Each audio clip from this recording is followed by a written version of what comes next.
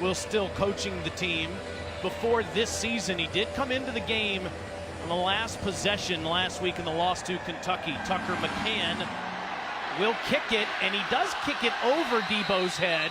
Barry Odom said, please do not kick it to number 1 today. Debo is fully healthy after that injury last season, but some of his teammates are not. Bentley is a backup today to Scarnecchia. Edwards is nursing an ankle injury but will play. You see Jam Williams on defense. Tyson Williams didn't play last week. JT eBay in the backfield of the secondary, and Eldridge Thompson, the linebacker, are not dressed for this one. So Michael Scarnecchia, the redshirt senior from Fleming Island, Florida, making his first career start. And pistol set with Rico Dowdle getting the handoff. And he's ahead for a couple of yards. Scarnecchia threw his only career touchdown pass in the first game of the season against Coastal Carolina. There you see his numbers, Stinch, most of which came last week in Lexington. Yeah, you're looking at a quarterback who has not seen any significant time over the course of his career. A daunting task, facing a very, very explosive offense on the other side. On the reverse, it's Debo Samuel, and he is caught up in the backfield as Terry Beckner and others were there. You see Therese Hall as well. Chris Budden, what'd you see from Scarnecchia warming up? Well, he looked good, but I think the other interesting information is that Jake Bentley is cleared to play, and Will Muschamp told me he would be available. He went through full warm-ups. He is wearing a large brace on the left knee. And that was the thing, Stinch, coming into this game. Could he protect himself? Clearly could not plant off of that left leg last week at the end of the game in Lexington. Gamecocks 3rd and 14, and underneath throw is completed to Keel Pollard, but that is well short of the first down. It's a quick 3 and out. And the challenge, obviously, for South Carolina is their best players are going to have to elevate their game all the more around their quarterback today. You know that they're not going to ask too much of number 12 early on in this ball game. You want to get your ground game established. You tried to get a touch to Debo Samuel. Great job by the Missouri defense getting that negative yardage play, something that unit has not done a very good job of all season, to get South Carolina behind the down and distance and force the punt. Joseph Charlton, excellent punter. Junior from here in Columbia. Fair catch made by Jonathan Johnson. There is a flag down as he makes that catch at the 33-yard line. It's David Smith, today's referee, nursing a left arm injury that he suffered last week at Auburn. Illegal formation on the kicking team. More than 4 players in the backfield. That 5-yard penalty will be added at the end of the kick. First down. Let's get some more on the field from Chris Budden. Taylor, this is a place that Drew Lock loves to play. He called it one of the top 2 atmospheres in the country. And that's despite having a water bottle thrown here at 2016. When the bottle was thrown at him, he picked it up, took a sip. Maybe not the best idea. So he decided this time, hey, he'd welcome some water bottles thrown his way, but he won't drink out of them. Instead, he'll just make a collection on the bench. Probably a good idea. Well said. Drew Lock, the senior from Lee Summit, Missouri, is one of the best passers in SEC history. As Larry Roundtree in the backfield, and Larry gets it, and he's past the 40-yard line near the 44. TJ Brunson on the tackle after 6 yards. Lock is 6th in SEC history with 82 touchdown passes. Could pass Tim Tebow, Chris Leak, and Peyton Manning in the next few weeks, and end his career 3rd all-time. Big-time numbers as he fakes out of the backfield and throws incomplete to Jonathan Johnson. Good job stepping in front of it. It's the freshman J.C. Horn. And Missouri's going to be shorthanded today. We talk about the mass unit for South Carolina. Locke tries to jam one in there to Jonathan Johnson. He is the slot threat and will have to emerge in this game along with Albert Okuwebanam and Kendall Blanton, because no Emmanuel Hall, the SEC's leading receiver, available today for the Missouri offense. Injuries all over the field for both of these teams. That's a big one with Hall out. Here's the pitch to Roundtree, and he's got the edge and a first down. This is the element of Missouri's offense this season that's different from a year ago.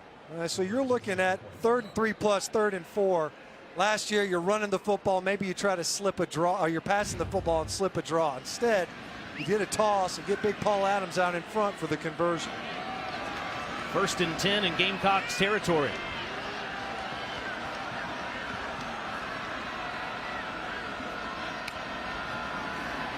And a fake. Lockwood all day, loads up and wide open. Near the end zone is Jalen Knox. There's a flag that comes in as well. And it is initially ruled a 45-yard touchdown. Keyshawn Nixon was in coverage, and it was a double Holding move. on the defense, number 9. Penalty is declined. Result of the play, touchdown. Off the heavy play action, you take a shot up top after a run conversion on 3rd down, a double move outside in man coverage, and Jalen Knox, the true freshman, able to get underneath Keyshawn Nixon. Nixon with the hold, but it was basically when the receiver restarted his route, and Nixon said, look, I'm just going to try to recover. If you're going to hold him better than that. You ended up likely giving up a touchdown. All right, let's take another look at this to see if, in fact, Knox did get in the end zone. Doug Linebarger up here today taking a look at this. Now he's short. You can see he's down right there. The ball is in his left arm.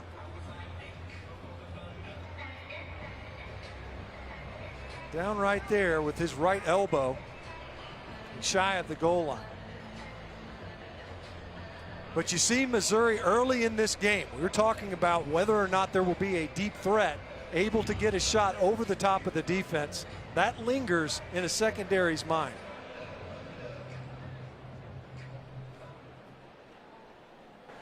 After further review, the receiver was down at the 1-yard line. It will be 1st and goal at the 1, Missouri. And with that completion, Drew Lock goes over 10,000 yards in his career. And as you may have mentioned earlier, you're talking about that's some pretty heady company. Last time he had a 10,000-yard passer was Aaron Murray, holds a couple SEC passing records, and Drew Lock has been able to assemble quite the career at Missouri, amassing these types of yards, and he's only going to add to it through the balance of this season. This offense is just as explosive, piling up the yards and the points as they did a year ago. Can Mizzou run the football? That's Derek Dooley, the offensive coordinator's charge as he came in this season. And here's Larry Roundtree. The answer is yes. Touchdown, Mizzou.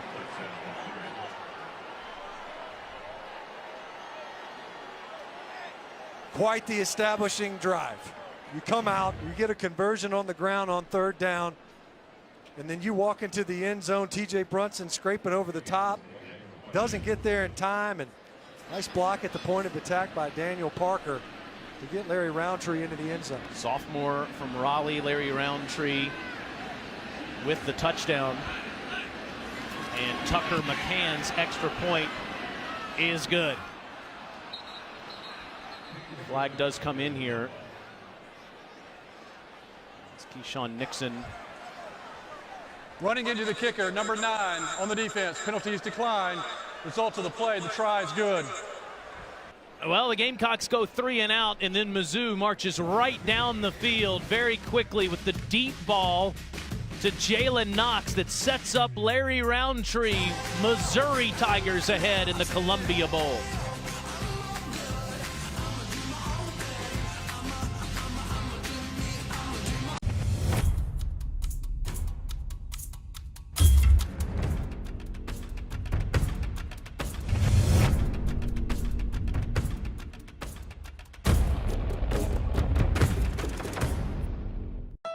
When redesigning the Honda Pilot, we thought, why not make it adventurous?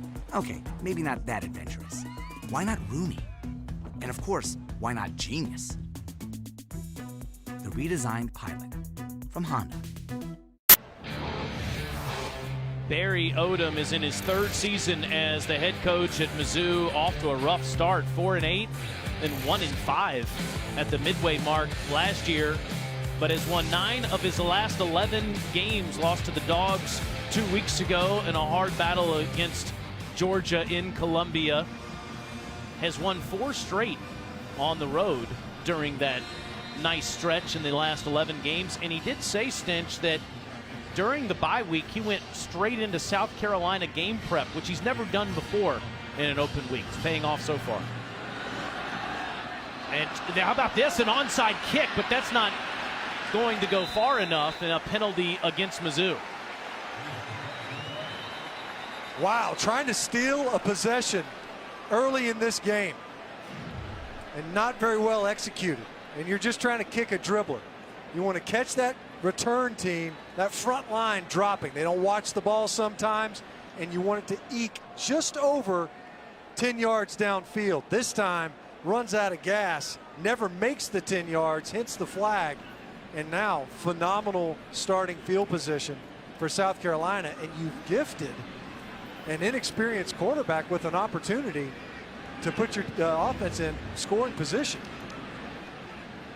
It's an aggressive call early in this game by Missouri. I understand that Coach Odom doesn't want to kick it to Debo, but kick it to someone else in front of him and play some defense. The kick was touched at 7 yards. That is illegal touching at the 7. Number 20 was offsides on the kicking team. That 5-yard penalty will be added from the spot. First down, South Carolina. So South Carolina will start this possession on just the outside of field goal range. So you're sitting over there, you're going, look, we went 3 and out. Our opponent goes right down the field, as you see a coaching opportunity here on the sideline. Trying to debrief what happened here on the onside kick. That one never, of course, had a chance. And now South Carolina has to capitalize, needs to establish confidence and climb back onto the scoreboard.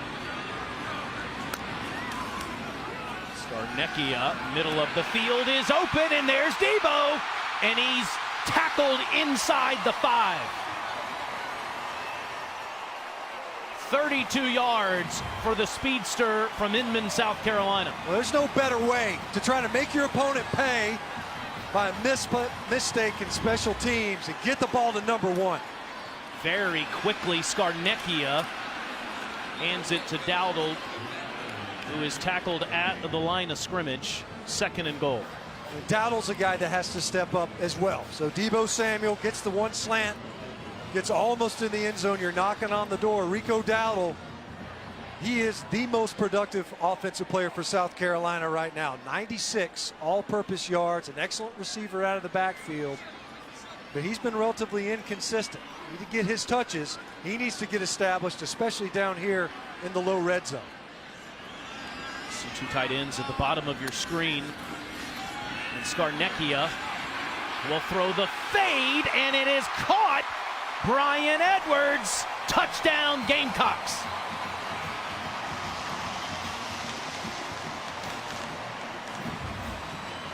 Missouri sold out against the run. Brian Edwards finding the corner of the end zone. You see coverage falls down to Cam Hilton, number 89. So we've seen Debo step up. Rico Dowdle's got to get going. Brian Edwards is the 3rd. He is one of the stars on offense that is going to have to step up big in Jake Bentley's absence. Scarnecchia, you see the foot down.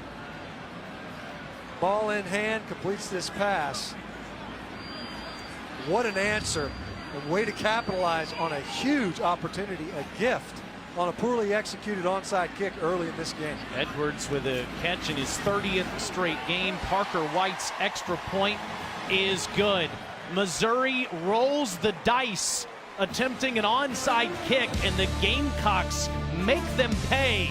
Michael Scarnecchia with his 2nd career touchdown pass to Brian Edwards, tie game.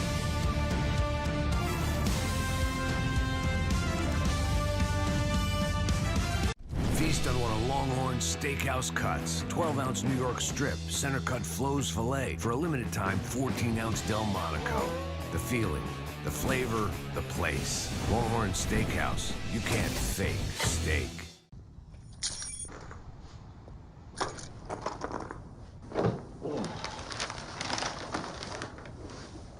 Hey, you seen some keys? Oh, thanks, sir. Well, let's look at Mayhem Moment, brought to you by Allstate. Tucker McCann attempts the onside kick, bounces backwards, doesn't go far enough. South Carolina starts at at Missouri's 37-yard line, and ultimately it's a 5-yard touchdown pass from Scarnecchia to Edwards, and it's a tie game. A gift. I mean, it was a gift of field position, something South Carolina never benefited from last week versus Kentucky. The average starting field position for the Gamecocks on offense was their own 19-yard line. Alex Wozniak kicking off, and Mizzou will start at the 25-yard line. And now let's go back to the studio for an update from Arkansas with DirecTV. More for your college football thing.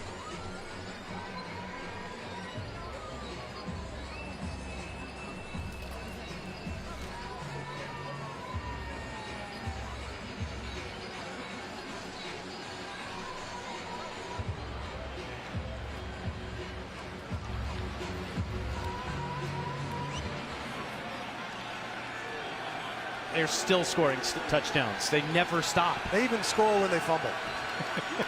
Great to have Darian all day today as Drew Lock fakes the handoff and rifles one to Albert O for a first down catch. Boy, has he come on strong the last couple of weeks. Okue Bunam had 9 catches against Georgia, and he might be their top target today. He's a guy that's going to step up big, and we're going to have to keep an eye on who has him in coverage, because not only can he run 4.6 40, that's plenty enough speed and space, but it's his size that allows him to be open even when coverage is draped on him. It's 12 yards. Now Tyler Beatty, the true freshman from Memphis, Tennessee, gets the carry for 4 yards. It's been by committee in the backfield so far this season for Mizzou. You saw Roundtree's touchdown a few moments ago. He leads the team in carries. Demarie Crockett just behind him, who's in the game now. But Tyler Beatty was on the field in a running situation, putting the game away against Purdue. It's basically who has the hot hand. Crockett gets rocked in the backfield here as Bryson Allen Williams was there. And number 4 has been the detonator for this Gamecock defense. He's the one that flashes when you watch South Carolina play. You know, they've been without DJ Wana most of this season. And so Bryson Allen Williams, an outside linebacker, and a lot of times you'll see him with his hands in the dirt, especially on 3rd and long downs, just like this one. He has really made his presence felt. He's at the top of your screen right here.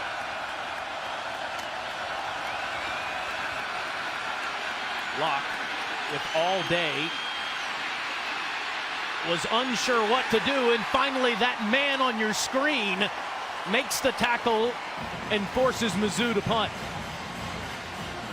Neither one of these defenses generate a ton of negative yardage plays, but both offenses have been undone by tackles behind the line of scrimmage. This time, excellent coverage downfield.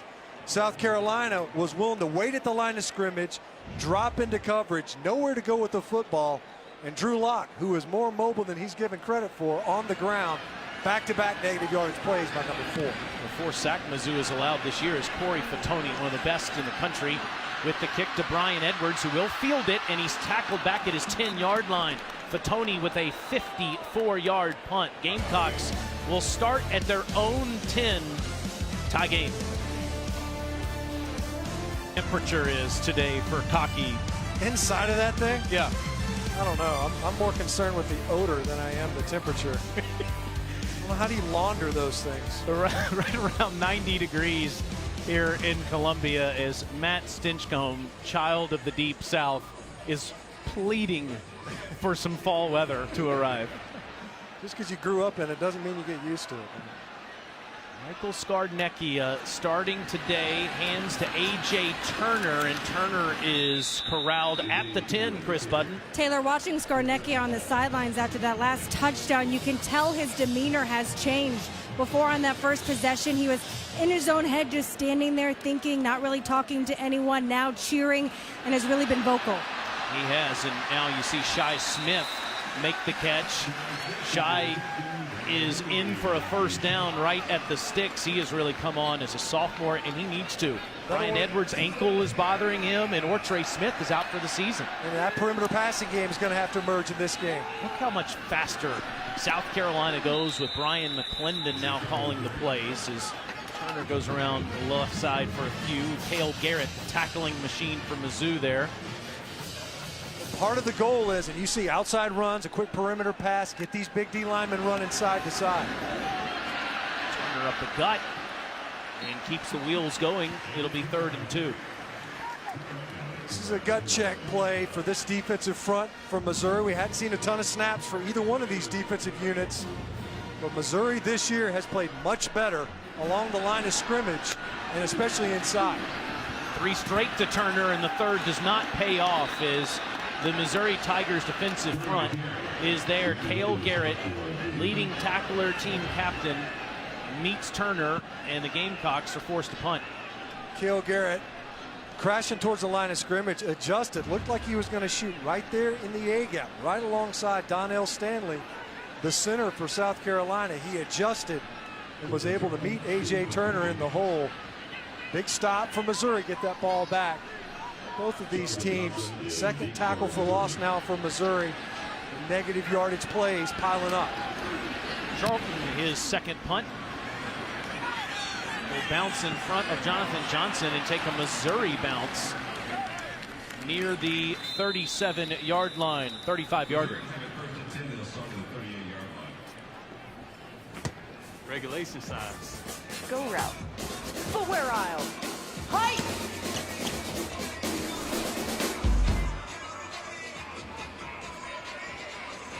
Will Muschamp, in his 3rd season as the head coach of the Gamecocks, phenomenal job getting to a bowl game in year 1. Won 9 games, beat Michigan in the Outback Bowl in year 2, but facing a little bit of pressure now from his faithful after the way they played last week against Kentucky. Takes it, as always, in stride. Larry Roundtree breaks a few tackles past the 45-yard line. Well, there was expectations. You know, he built those a season ago, fueled largely by a turnover margin that was vastly in South Carolina's favor. Regardless, coming into the season, thought to be a contending team in the SEC East. Ran into one of the best teams in the country in week 2 versus Georgia. Missed out on coming back from that game because their Marshall game was canceled, and have been trying to climb back into a consistent level of performance ever since.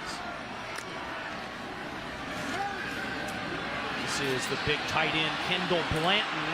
Missouri has 2 guys that look like they should play at the next level. First down, Mizzou in Gamecocks territory, 18 yards. We talked about Albert Okuwebanam earlier. Kendall Blanton looks even prettier on the hoof. If you could build a tight end, it looks like number 11. Physical finish to that catch. Roundtree shuffles his feet and is inside the 35. When we were on the field before the game stance, you said, Taylor, turn around. Just take a look at Kendall Blanton. 6'6", 265 pounds. Runs like a deer. Probably. And hits like a truck, and probably catches like Larry Fitzgerald. What other analogies we could throw at him? It's a big physical presence. They spend a lot of time with 2 tight ends in their personnel groups. Beatty has a hole inside the 30 and is tackled inside the 10-yard line as Steven Montag prevented the touchdown. The freshman goes for 25 yards. They had a corner shoot from the boundary, so they're coming from that edges there, and you got pulling linemen out in front of Beatty, a true freshman who has really asserted himself in the Missouri's ground game, an upsurgent one at that. Still on the field next to Locke. Fake to him, end zone, incomplete, flag comes in. It's Cam Scott, Rashad Fenton working with him. Rashad Fenton, the only defender with any interceptions, 3 of them coming into this game. One of the better cover corners. Pass interference on the defense, number 16. The foul occurred in the end zone. The ball will be placed on the 2-yard line. First down. You see Cam Scott, it's going to be physical. It always is, but you see that, he's got both arms wrapped around Cam Scott. You're playing the receiver. Not jockeying even for position that time. It was as if Fenton was trying to get him on the ground. Easy call for the official. And a 1st and goal from the 2-yard line from a unit that's been able to run the football pretty effectively so far in this game. Got the big back rushing yards so far, Stinch. Roundtree gets the toss, and he eludes the first tackle and finds his way in.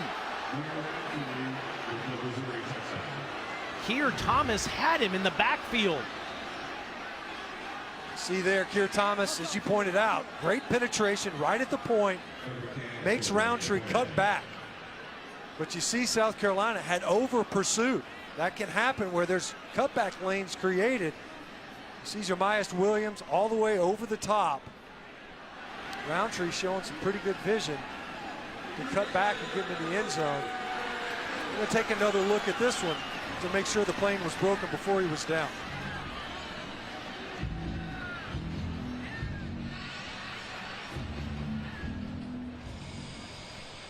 Hard to see at first glance if there's enough evidence there. Roundtree with already a touchdown in this game as Barry Odom's teams have scored touchdowns in the red zone 2/3 of the time.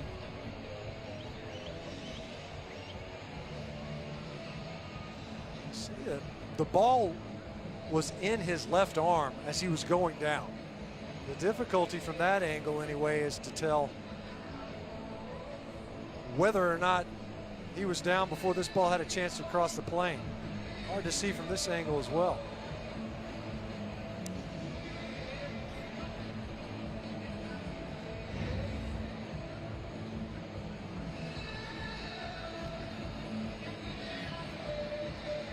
Talk about the mash unit. Everybody's playing hurt. You see that cast.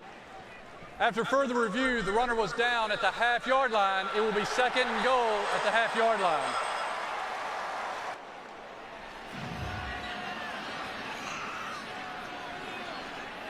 Say there's the ball. I'm going to say that ball had not crossed the front edge of the planes. You see the ball right there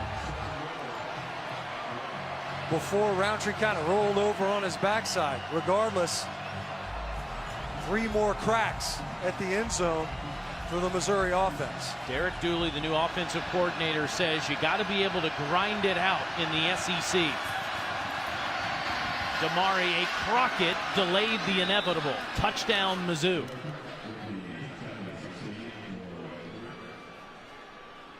don't see a lot of teams. You don't see Drew Lock spend a lot of time under center before Derek Dooley got to town. Power I formation down there on the goal line. It's a walk-in touchdown.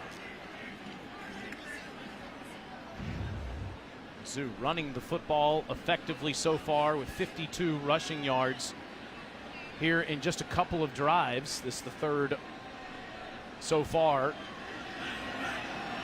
And Tucker McCann's extra point is good.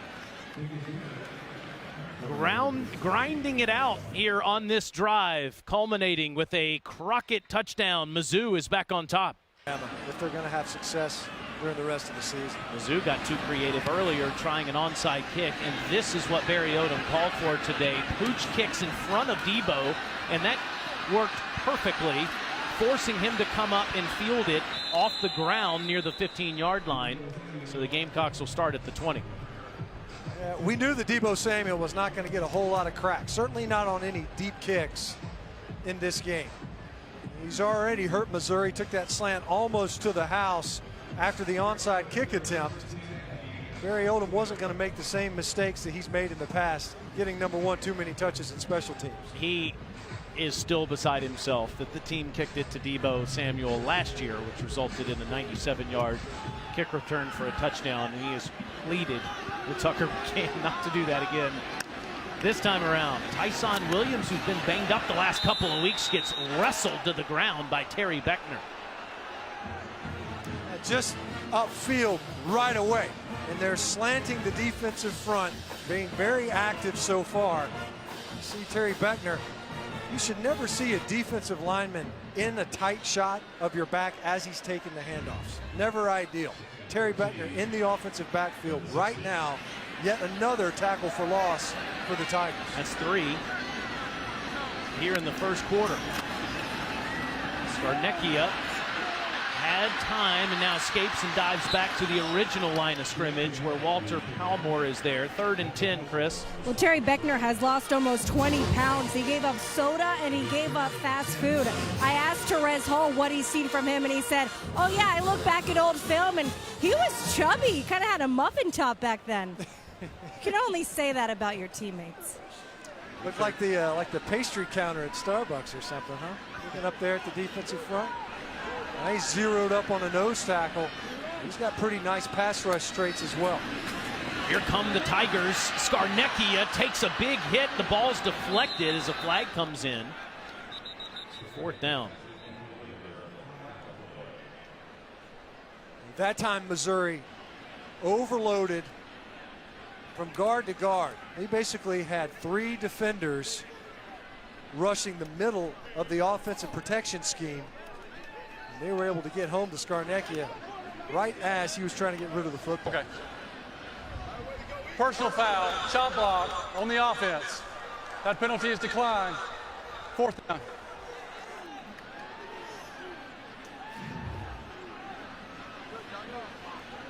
As you see there, Cale Garrett coming through the line, untouched. He's got a free shot on Scarnecchia.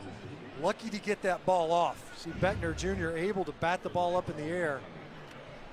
And that was a familiar sight for Gamecock fans who saw Jake Bentley get battered around last week versus Kentucky. Charlton with his 3rd punt. And Johnson puts up a hand late. Fair catch at the 33-yard line for 42 yards. Coming up at 4 Eastern, it's week 6 of the college football season, continuing with Louisiana Monroe at Ole Miss. Then number 2, Georgia hosts Vanderbilt. Between the Hedges at 7:30 in our SEC Saturday night matchup presented by Holiday Inn Express.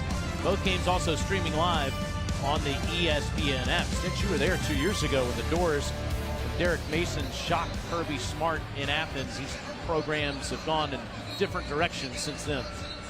Yeah, you could see that. I think that might have been the launching point for Georgia, an inflection point for sure for the trajectory of the program. Crockett straight ahead for a handful. J.C. Horn on the tackle. Beatty, Crockett, Roundtree. Seen all 3 of them with multiple carries so far in the game. And here comes Beatty back in on a 2nd and 5. You see mass substitutions for the Missouri offense, able to rotate deeply, keep fresh legs on the field. It's a little swing pass to Beatty out of the backfield, and he's ahead to the 45-yard line for a 1st down. So it's play-by-play here, Stinch, with a new tailback. You see rotating in, Beatty, it looks like he'll take another consecutive, allow Missouri to stay fast and in tempo. Gets ahead to the 49, tackled by Daniel Fennell. And the challenge, of course, is that you're facing a South Carolina defense that was undermanned coming into the season. They're barely able to get their cleats in the ground before the ball's getting snapped. Fake to Beatty. Locke stands tall, rifles one down there, and it's incomplete, but here's another flag. Stephen Montag on Dominic Jacinto. There's no doubt that Montag's there early.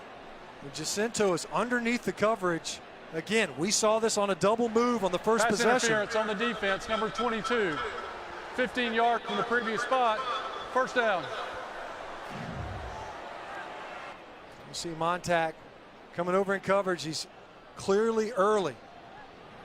Right hand was on, the left hand comes across. And another true freshman, and you could see Missouri not scared to take some of these deep shots. The run game established, it gets established early in these series, allows you to take some shots downfield. Play action means something when you get that ground game going. And so far the Tigers have been able to do that. Crockett, look at those holes that Missouri offensive line is creating. I mean, it's 5 yards before he's touched. The center of that time, Kristen Colon Castillo, pushing those Gamecocks back. Just riding the wave, and that's just a zone to the right. You get the push, you're able to stay at the point of attack, then put your foot in the ground and get downfield. 9 yards on first down and running free on a 2nd and 1 near the 10. South Carolina knew they needed to get better play at linebacker. Right now they're losing up front.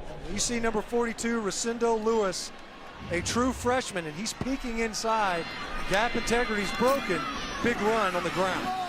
And it's Crockett near the 5-yard line. So it's 6, it's 7, it's 9 yards on first down. When you leave your personnel in there, you're playing tempo. You knew that South Carolina last week played a lot of snaps. Sherrod Green, TJ Brunson, and linebacker played the entire game. No rotation, no ability to get any fresh legs in there. Now Missouri subs. South Carolina able to get some new defenders in there, including Bryson Allen Williams, but they're knocking on the door in the red zone. Mizzou has 3 tight ends on a 2nd and 3, and Crockett is hit after maybe a yard. It'll be 3rd down. That's Shamik Blackshear got in there. If you're South Carolina, you're just looking to keep them out of the end zone. You hold it to a field goal at this point after this type of a drive, that is a huge victory. As it looks like Colon Castillo, the center for Missouri, shaken up on the field.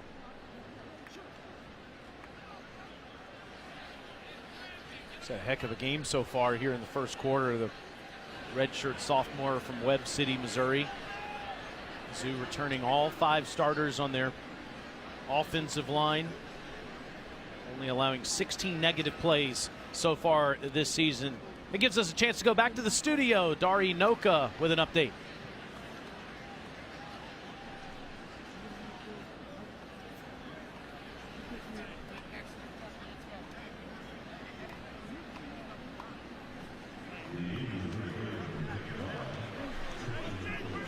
You know good and well, Dari has got some attention on what's happening in Dallas, Texas right now between the Sooners and the Longhorns. Oh, gotcha, yeah, that game.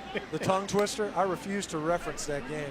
As you see, Jonah Dubinsky shooting a few snaps back there to Drew Lock. Keep in mind now, so this is 3rd and short, and Drew Lock spending more time under center than he typically has, and now a new center in the game. We saw earlier Missouri under center at quarterback. They got an I formation. Jonah Dubinsky, it's just an additional consideration, knowing that the typical starter at center is not going to be available for these snaps. Drew Lock's going to walk all the way down to the other 4-yard line as the first quarter ends. Missouri running the football at will. Already 175 total yards. They lead the Gamecocks 14-7. Missouri starts the second quarter at the Gamecocks 4-yard line. Derek Dooley was the wide receivers coach for 5 years for the Dallas Cowboys. Comes back to college football in the SEC. Of course, he was the former head coach of the Volunteers. He's called a heck of a game so far for Drew Lock, his tailbacks, and for those wide receivers that are without Emmanuel Hall today. 175 yards in that first quarter. Now Lock will throw. End zone dropped. That was Jonathan Johnson he was looking for. And the Gamecocks getting off the field, forcing a chip shot field goal as a win. So you roll them out, cut the field in half. You got high-low options and an opportunity to come up with it. Hit Jonathan Johnson in the hands, typically sure-handed. This time, as I mentioned, that's a win for South Carolina defensively. They were hemorrhaging yards. Could they come up with the stop? They were able to do that. The quarter change may have allowed that defense to catch their breath a bit. Tucker McCann is up and good from 22 yards. And it's 17-7 Missouri Tigers. Will Muschamp's team needs to get rolling on offense. If you take out the onside kick, you look at South Carolina and the story in this game so far, their own starting field position, they're getting the football on the 18-yard line. Even worse than what we saw last week versus Kentucky. You look at Missouri, they're getting it on their own 34. That is a huge swing when you talk about hidden yardage in a football game. And once again, Tucker McCann set to kick off with Deebo Samuel back there deep. This is a bit shorter. It's fielded at the 14. This is Keyshawn Nixon as they kick it away from Deebo. And he has passed the 30-yard line. You can stream college football all season long on ESPN Plus, so start your free trial today by downloading the ESPN app or visiting ESPNplus.com. We've lived on that app all season, scrolling through a bunch of scores, and certain to do that a little later today with this full SEC slate. Florida LSU game figures to be a great one. It always is. Got to see how good that Florida defense is. Are they starting to round the corner? Son Williams ahead past the 35-yard line. He missed the Kentucky game last week with an ankle injury. As Rico Dowdle, A.J. Turner, and Tyson have all shared the responsibility so far in the backfield. Not much doing there as Brandon Lee and Jordan Elliott come in. Third down. Right now, South Carolina having a really difficult time on some of their combination blocks up front. They're getting up to the second level too early. That time, Zach Bailey, Donnell Stanley coming off too early on Jordan Elliott, who was very active in the middle of that Missouri defensive front. Cox 0 for 3 on third down already, 3rd and 5. Scarnecchia with a flag down. Deebo makes some kind of crazy catch, and inside the 30-yard line, he's tackled near the 26. If it stands, it's 37 yards. Offside on the defense, number 5. Penalty is declined. Result of the play, first down. So they got Beckner Jr. to jump a little bit up front. They showed pressure and bailed. And you give your playmaker a chance to make a play on the outside, and Deebo Samuel delivers. Will Muschamp told him, look, we got to throw and catch to win games. He came back later in the week and reminded everybody, including Deebo Samuel, you've made a lot of plays here. We expect you to make a lot more. He's made 2 big ones so far in this game. Tyson Williams inside the 20 as he is tripped up, but a nice positive play for 9 yards on first down. Nate Anderson, the one that was forced him to the ground. Williams, the junior from Sumter, South Carolina, started his career at North Carolina. You know, one of the things too, Taylor, short football field, this defense hasn't been on the field very long. The first real sustained drive for South Carolina. Scarnecchia, middle of the field is open to the goal line. Touchdown! Brian Edwards again for 17 yards.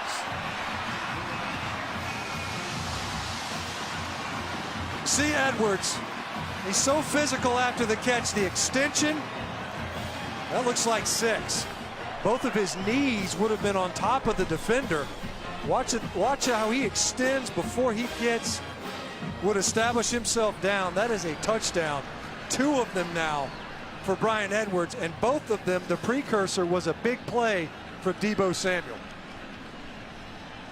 We talk about the best players on this team needing to elevate their play. They didn't play well last week versus Kentucky. You're without your usual starter at quarterback. So far, Deebo Samuel, Brian Edwards, Michael Scarnecchia doing a good job of elevating their level of play and getting the Gamecocks into the end zone. And Scarnecchia off to a heck of a start. 6 of 7, over 100 yards passing, and 2 touchdowns, both to Brian Edwards. Parker White and his extra point is good. Exactly what the Gamecocks needed. They get good field position. Deebo Samuel with a big catch to put him in Mizzou territory, and Brian Edwards pays it off.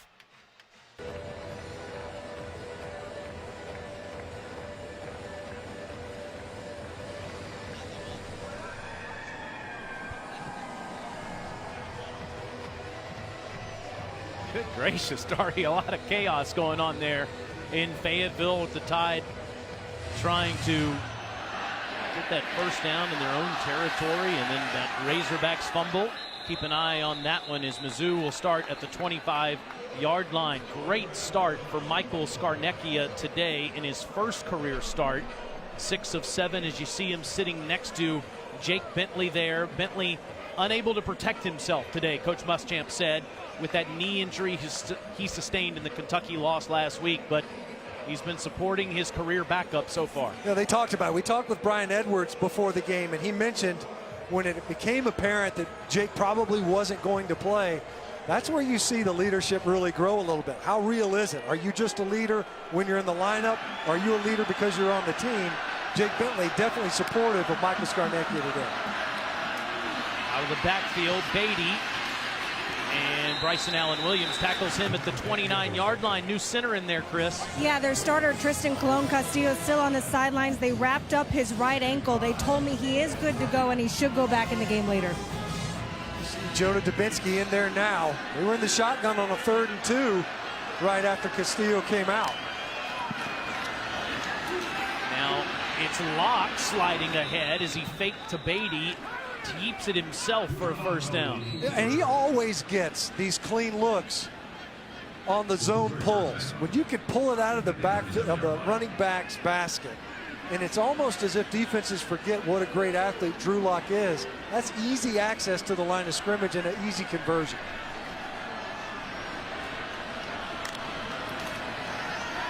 Fake to Beatty.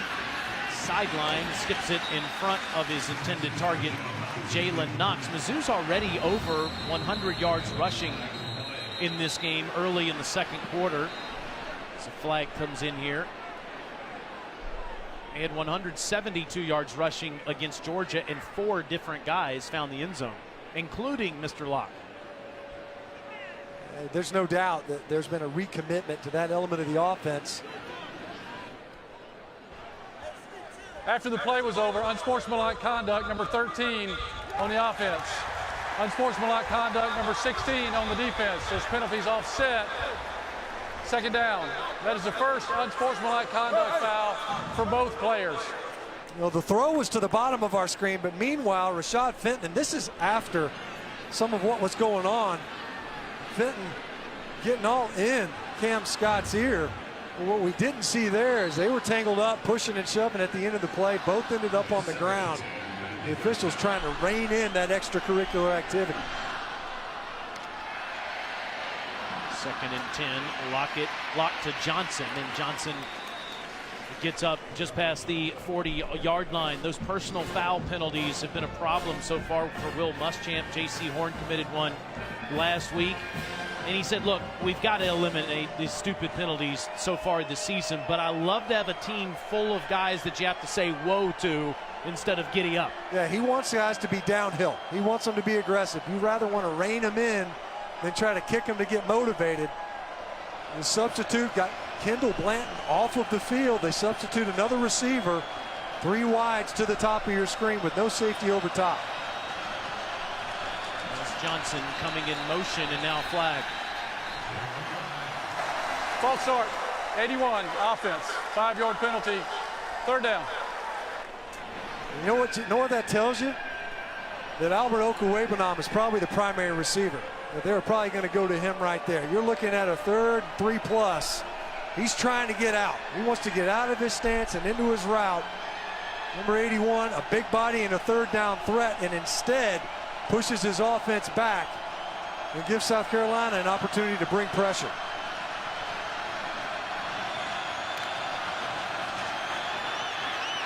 Middle of the field and incomplete, thrown behind Alberto. Keyshawn Nixon right there. This is what South Carolina does so well. They will twist and stunt up front. Here comes Bryson Allen Williams again. Drew Lock is throwing it under duress. He knows the heat is coming. The ball is underthrown. That was 2 underthrows late in that possession by Drew Lock. Uncharacteristic, and a big stop on the heels of the touchdown for the Carolina defense. Tony's punt off the side of his foot, and it's out of bounds at the 22-yard line. That is a 39-yard punt. Gamecocks get it back. All right, so the Tide up 3 touchdowns. Dari Mizzou up 3 points here in this one. And the Gamecocks back on the field. Michael Scarnecchia off to a hot start. He only completed 1 pass, only attempted 1 back in 2015 before he's played now in 3 games this season. This is first career start. Quick throw, and it's underneath to Shi Smith. And Smith is picked up off the ground and bulldozed down. Second down, here comes a flag in on Terez Hall.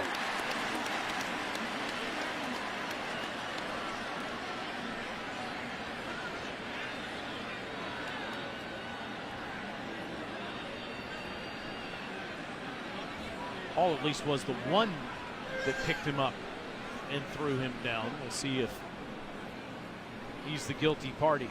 He was among others. As you could see, Missouri converging on the tackle. Personal foul, unnecessary roughness, number 47 on the defense. The penalty is 15 from the end run, automatic first down. I'm sure this play will be openly mocked this week, but it makes sense. He's up, he's off the ground, and they don't want you to put it on him as you're going down. Play's over. You could see a gift of 15 yards. We've seen excellent field position, and now with the personal foul to give South Carolina a head start.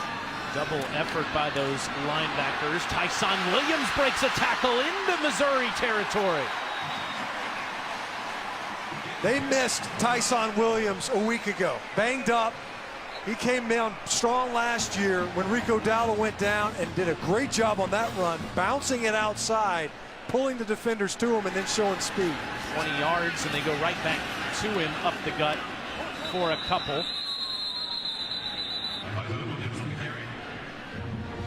A.J. Turner, we have seen carry the ball so far. Looks like he might have gotten a bit banged up on his drive. Rico Dowdle, by far the leading ball carrier with 55 carries on the season coming into this one, and Williams will go out, and Rico will come back in on this 2nd and 7.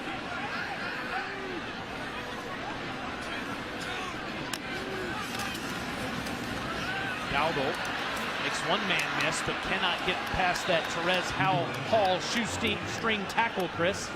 Taylor, A.J. Turner was a guy that Will Muschamp wanted to get in the rotation more this week, but he is on the bench without his helmet. He was talking to the athletic training staff, but he tried to get his helmet back, but they would not let him. As soon as I know more, I'll let you know. Meanwhile, Dowdle and Tyson Williams carrying the mail for the Gamecocks, and now 3rd and 10. Scarnecchia with a flag down will take a shot, and it's incomplete. Last week, it was South Carolina jumping on offense. Looks like twice now they will have drawn the defense off sides. Offside on the defense, number 29. 5-yard penalty from the previous spot. Replay, 3rd down. You remember earlier the shot downfield, and again, he's got Terry Beckner Jr. in the neutral zone, among others. Scarnecchia using the hard count very well so far in this game, able to get free plays and a free set of 5 yards. Missouri, the least penalized team in the SEC coming into this game. 4 penalties today in this first half. Now 3rd and 5, Scarnecchia throws into traffic. That was a dangerous pass, and Christian Holmes says no, sir. Christian Holmes had an interception earlier this season versus Georgia. Should have come up with the pick here. He jumps this route.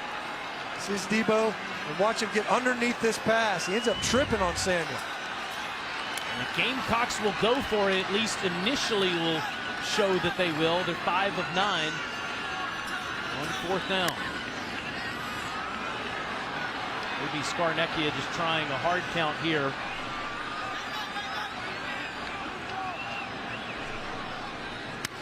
He does snap it. Looking around, throws into traffic, incomplete. Terez Hall got an arm on it, and Missouri will get it back.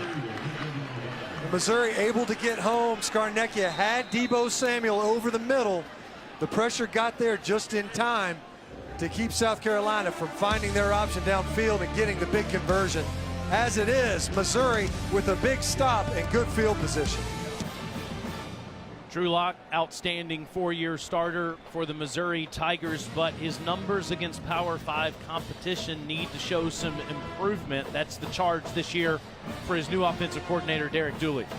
You know, you look at when they have faced others. You know, you look at his Georgia game, sub 50% completion, you know, threw a pick, no touchdowns.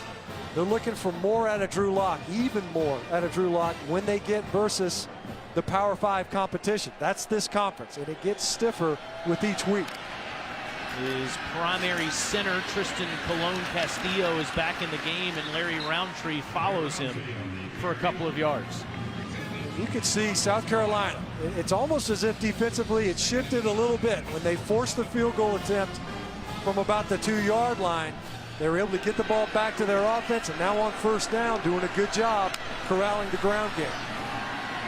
To Roundtree, and out of the backfield, or out off the line rather, Albert O with the catch for 2 more. It's 3rd and long. And as we've seen in this game, South Carolina very active with their front players, lots of twists. They've been able to get to Drew Lock. Offensive coordinator Derek Dooley knew that this is something that South Carolina was definitely going to have to try to do, affect the passer. Drew Lock too talented to have a clean pocket to throw from.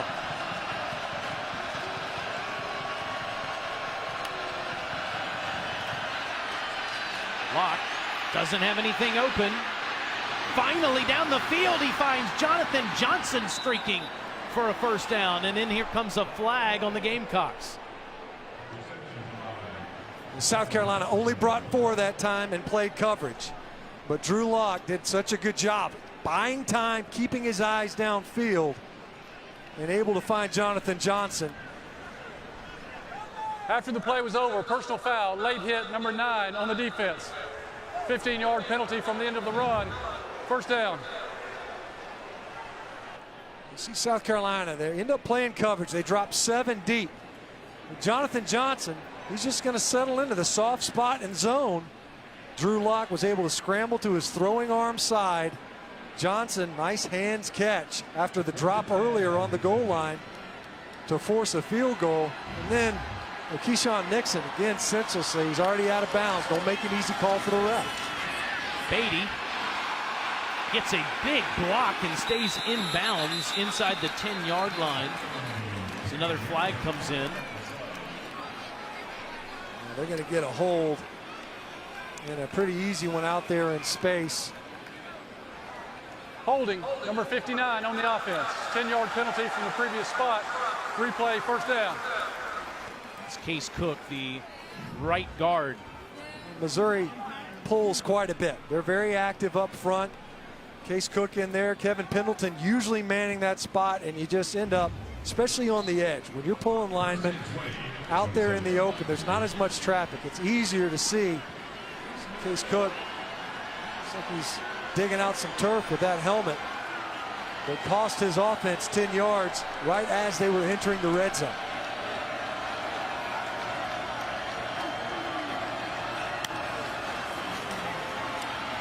Lock to Beatty, wide open out of the backfield, and he's inside the 15. It was an issue last week versus Kentucky. Tracking backs out of the backfield, tight ends releasing from the line of scrimmage when they're attacked. That time Beatty all alone on the numbers and able to recapture the yardage given up from the holding penalty. For that 13-yard completion, it's now 2nd and 7 for Mizzou. From the Carolina 14.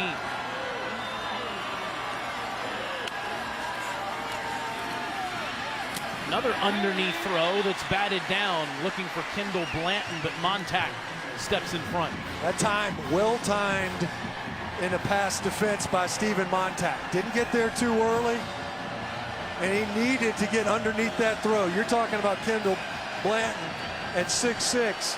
He's basically boxing you out for a rebound. You better get a hand in front. Another big opportunity for South Carolina to get a stop.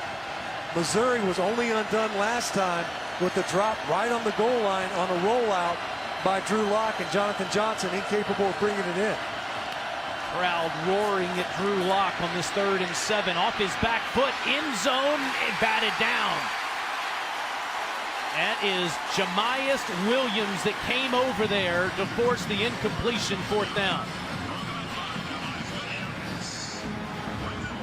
There's no question where Drew Lock is going to trust to go with the football when they're getting in scoring opportunity. Twice now on 3rd downs, trying to find Jonathan Johnson.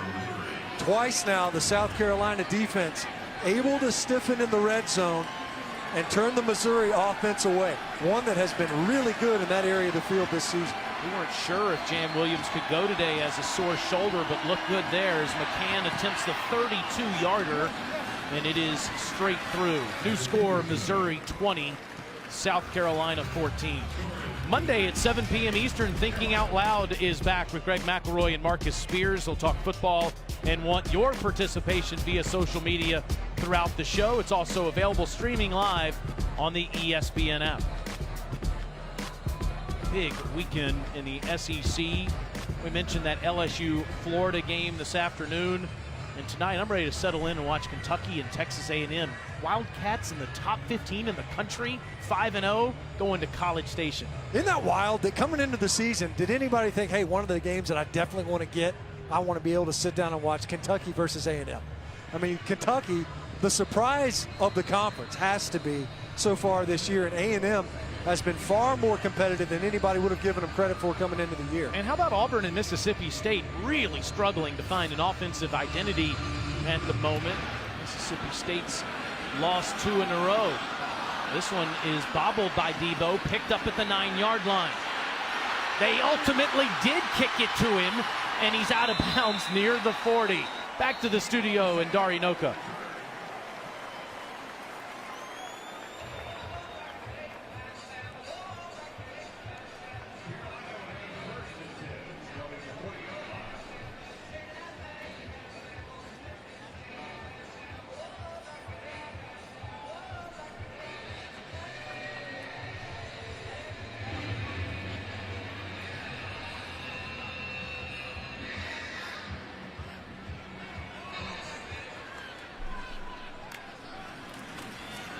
In pistol set, Dari, you see Tyson Williams hurdling a defender, Adam Sparks.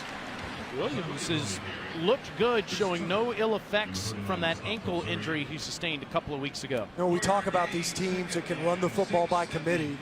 One of the advantages of that is that if a guy's a little bit nicked up, he doesn't have to be forced into the lineup. Tyson Williams looking more than healthy so far in this game. Tyson is hit hard at the line of scrimmage there as Brandon Lee, the linebacker, comes in.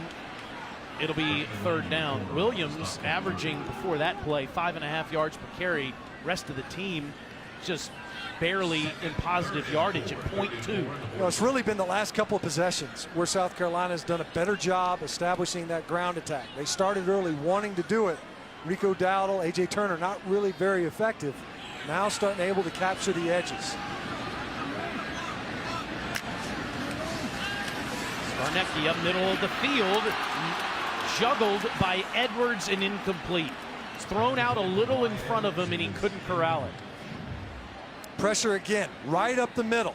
And you see there, Tyree Gillespie, Skarnecki knows he's going to get hit. He throws a ball that could be, should be caught. Well, Brian Edwards talked about it last week and what was thought to be about 6 drops in the game. Key drops, key moments. There's a 3rd down conversion potentially. Last week it was Debo Samuel on an early 3rd down. We've seen 2 touchdown catches out of number 89. That's one that he would want back. One of the better players on the field, and a key stop for Missouri now to get the ball back quickly for its offense. Credit to Christian Holmes for getting a hand in there as Charlton punts a moon ball that's fielded by Jonathan Johnson at the 15-yard line. It's a 39-yard punt. So as we said, Derek Dooley deciding to come back to college football this year. 3 years at Louisiana Tech, then went to Rocky Top. A lot of disappointment in those 3 seasons as the head coach in Knoxville. Went to the NFL, coached Des Bryant and the Dallas Cowboy wide receivers for 5 seasons, but told us yesterday he was itching to get back to college football and have a chance to be in charge of Drew Lock in this Missouri Tigers offense. And I know I felt like I need to apologize to Derek Dooley, because he's like, it's not like I came back in here to run some, you know, prehistoric offense. I was happy to open it up. We did it when I was the coach at Tennessee, and they have. Mario Crockett gets a yard or two. In fact, Stinch, he said, I'm going to use the same plays that this team was using last year. I do want to establish the ground game, which clearly his team is doing today.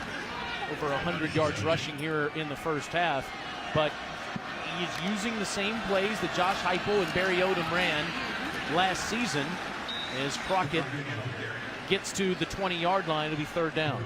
Well, the difference so far, as we've seen the Missouri offense that came out early possessions, moving the football well, is the first and second down defense by South Carolina. This is the third straight possession now where the South Carolina front has done a good job on either early throws, early runs of negating big positive yards before they're getting 3 and 4 yards at a time to force these third and passing down situations. Locke, first down throw to the 26-yard line. Jalen Knox, and with that throw, Drew Lock passes Eli Manning for 8th all-time in the SEC. You know, this time moving the pocket. You know, before, get the ball out quickly from your quarterback, but we've seen South Carolina repeatedly finding ways to get to Drew Lock on these third downs. That time, moved the pocket to his throwing arm side, didn't have to flush, and gets the ball out of his hands quickly. You can see some of that young freshman talent that Missouri's so high on at wide receiver.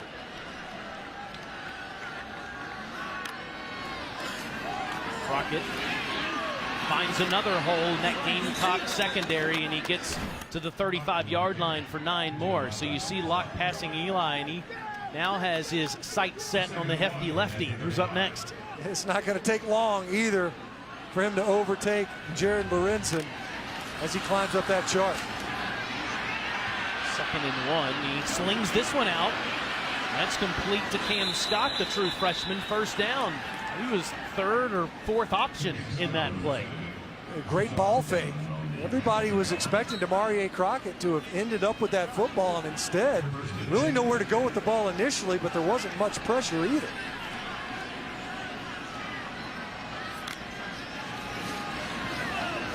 This looks like what you saw a lot of last year, but it doesn't work. Albert O makes the catch. That was the thing with Locke that you saw the first 3 years, Stinch, is a quick fake to the backfield, quick throw to your first option, go down the field as fast as possible. If it works incredibly well. But if it doesn't, they're off the field in 15 seconds. It kind of felt like you were either bunting or swinging for the fences. That was kind of the passing game. Not entirely. This year it's been way more balanced when you look at how intentional this offense has been with its ground game. It hasn't just been incidental to a passing game. They came into with the mindset you have to run the football even if there isn't a numbers advantage.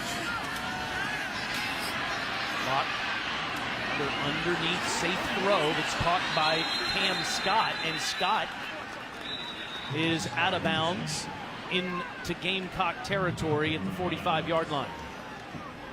And you can't say enough, I think, about Drew Lock's athleticism. There's a lot more on his plate. He's dealing with more of the decision-making offensively, but throws so well off platform and out of the pocket. Run straight ahead for Crockett, and he's down to the 36 for 9 yards.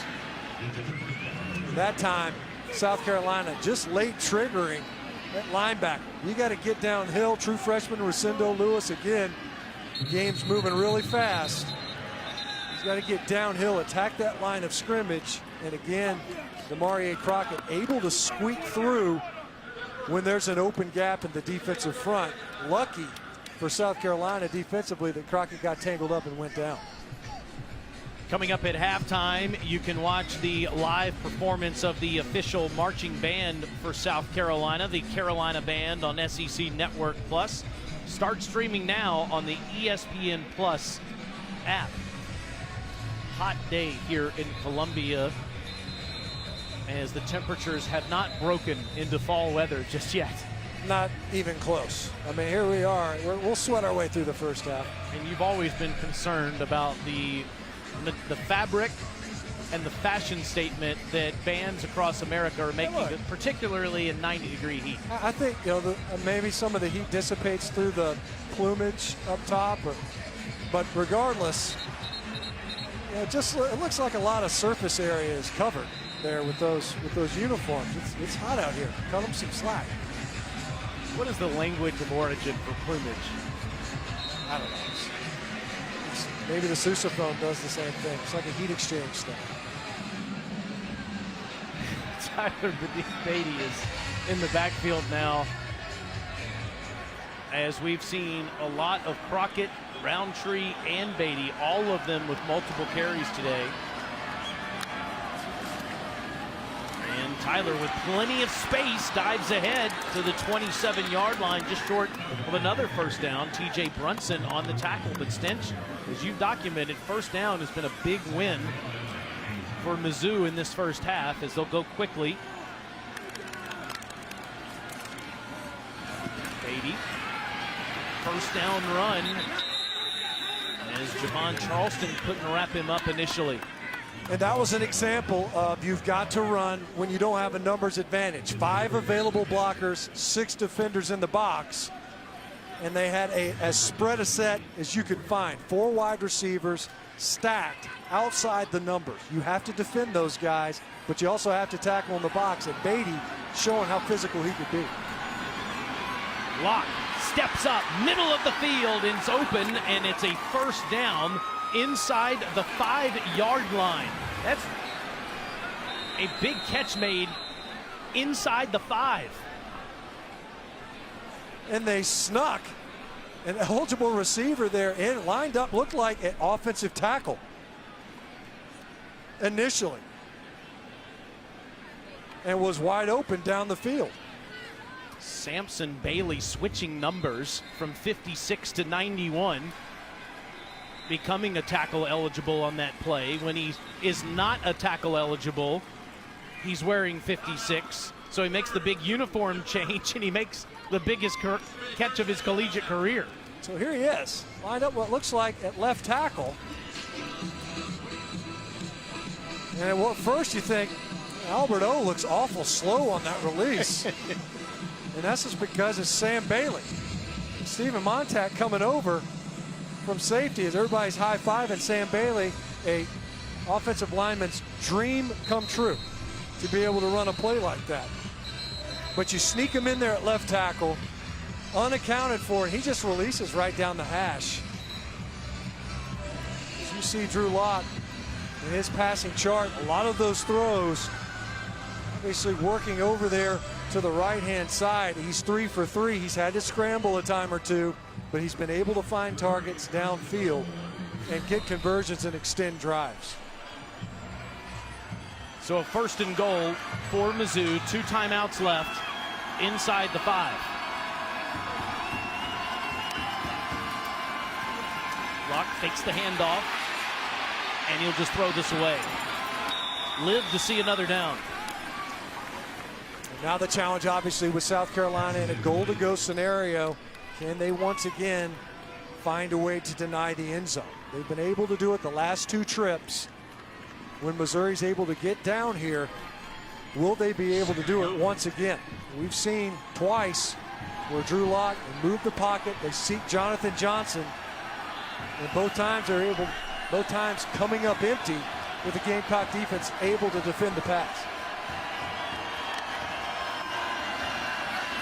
Beatty whistled down at the 4-yard line. Javon Kinlaw credited with that tackle. Just about to bring up big Javon Kinlaw. He's the SEC Defensive Lineman of the Week.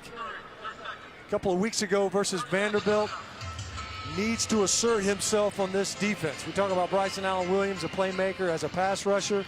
Number 3 up front for South Carolina is a guy that needs to play big in games, this one included. Was able to get that stop with upfield penetration. So South Carolina has forced a couple of field goals in the red zone on the last couple of drives. Tucker McCann with a couple of chip shots from 22 and 32, and that's the idea here on a big third down. Well, earlier at the quarter change, They're about a similar situation on about the 3-yard line. And Missouri moved the pocket, split the field, and they look for Jonathan Johnson on a speed out. That last play, we were waiting for the whistle, and that's why there was one, as you see the right knee of Beatty down. So it is a 3rd and goal with Crockett standing next to Drew Lock and 3 receivers to the bottom of the screen.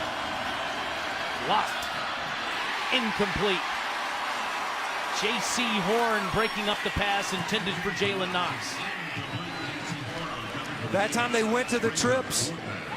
They had Jonathan Johnson break out, a chance to rub the defender, and able to break free. That time, though, well defended. J.C. Horn, we talked about him earlier. He's a gamer. He's a guy that plays with an edge. He's the one that Coach Muschamp was talking about. You want to have to rein your players in as a true freshman, coming up big to force yet another field goal attempt in the red zone for Missouri. So again from 22 yards. And McCann is now 8 for 8 on the season inside 40. Thursday at 9 Eastern, it's Marty and McGee. They have you covered with everything that's SEC. Like everything else, you can see them live on the ESPN app from anywhere, fueled by Gatorade.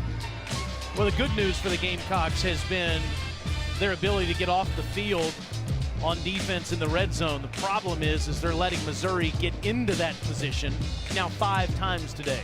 Yeah, it's from 20 to 20. It's you got to get stops in the field, get the ball back to your offense without giving up yet more points. Now a 2-possession ball game with a 9-point differential. You have to find ways to keep those points off the board, albeit when you get down there, you're on the 2 and 3 yard line. That's prime scoring position.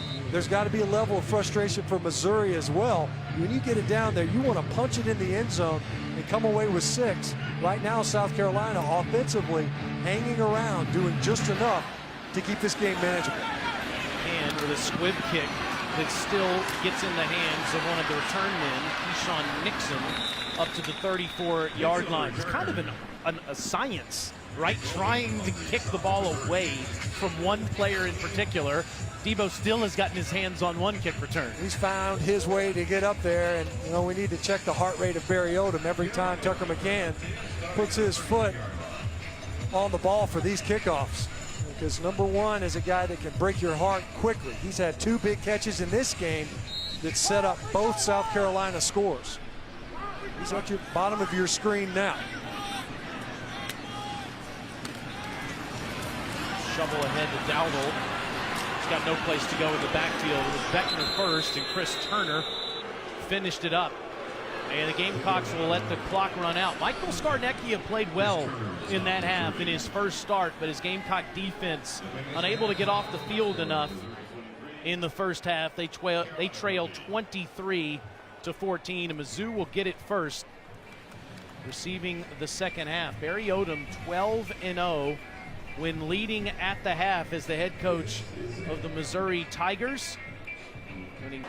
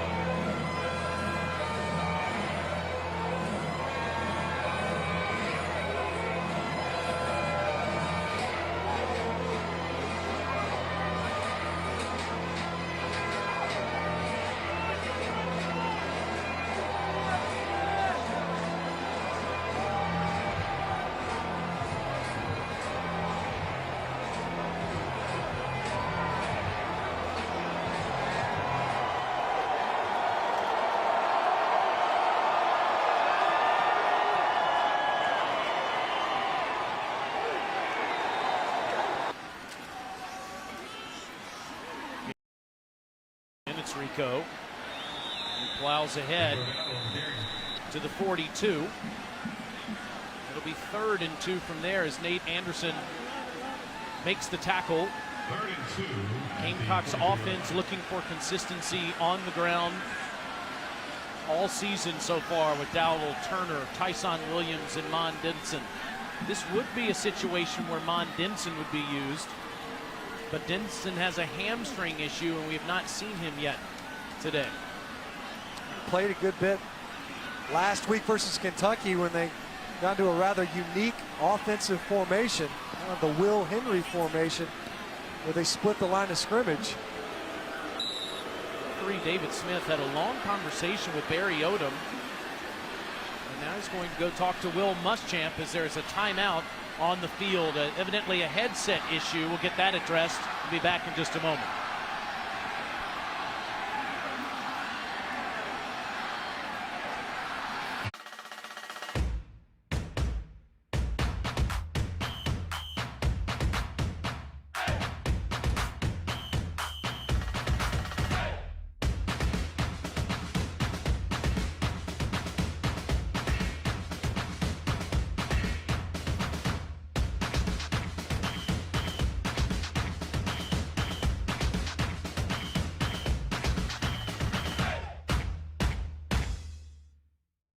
I wish you weren't so worried about moving. I'm hoping these nature sounds will help me relax a bit. At least we don't have to worry about homeowners insurance. Just call Geico. Good to know. Get to know Geico for homeowners insurance. Rain coming down in Columbia, and the HBC has sprung a leak. There on the facade today. That was a quick rainstorm that came out of nowhere. The previous timeout was taken because Missouri's headsets were not functioning properly. They are now working properly. Very good. So if they continued to have an issue, of course, both teams would have to take them off, but it's been fixed. And now it's a 3rd and 2 for the Gamecocks. Just 1 of 6 on 3rd down today. Comes the pressure, a bubble, and it's Rico, 1st down into Missouri territory. Just a phenomenal call right there. You're able to leak Rico Dowdle out. You blew Deebo Samuel through the formation. He ends up on the right side. Oftentimes, Deebo Samuel's to the left side of the formation. Rico Dowdle shaken up after that catch. But a nice conversion for South Carolina.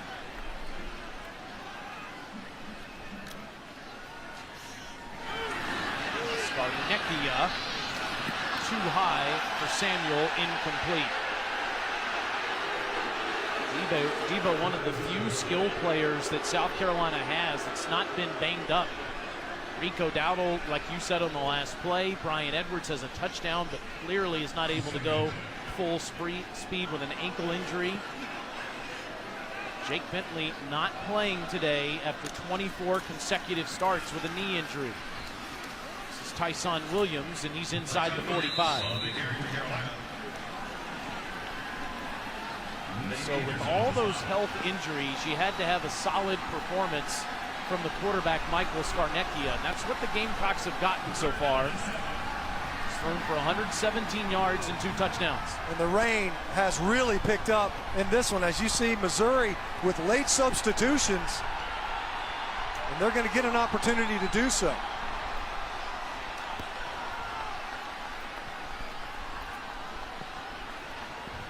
So you see Deebo Samuel goes from one side of the formation to the other, undresses the coverage, so you know you've got man coverage before the look to the sideline. And a false start.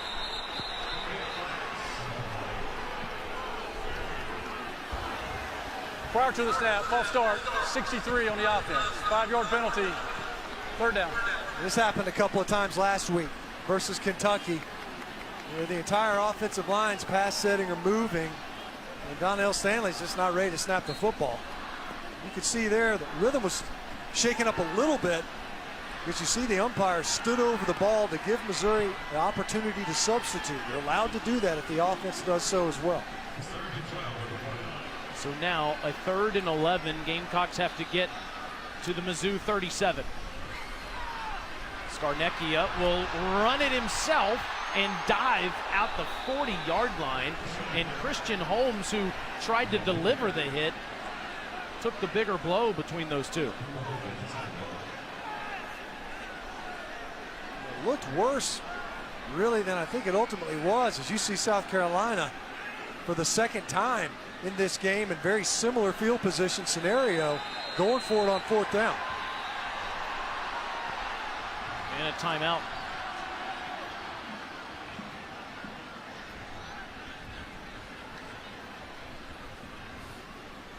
I didn't see who called the timeout. Is this another official's timeout? All of a sudden, a driving rainstorm Looks like it's approaching the Columbia area, and we've had problems already once today. Yeah, the headsets look like they're out again on the Missouri sideline. As you see Barry Odom, these coaches don't take those headsets off for long. And so for the second time in this half, the Missouri coaches are without an ability to communicate with their coaches in the box. And the last time South Carolina did this on 4th down, it looked as if they were going to try to draw Missouri off sides. They've done it twice in this game already. They gestured. You see that a lot. It's kind of decoys, and then they ran a play. And we may see a very similar approach on this 4th down. Gamecocks 5 of 10 now on the season on this down, have to get to the 37.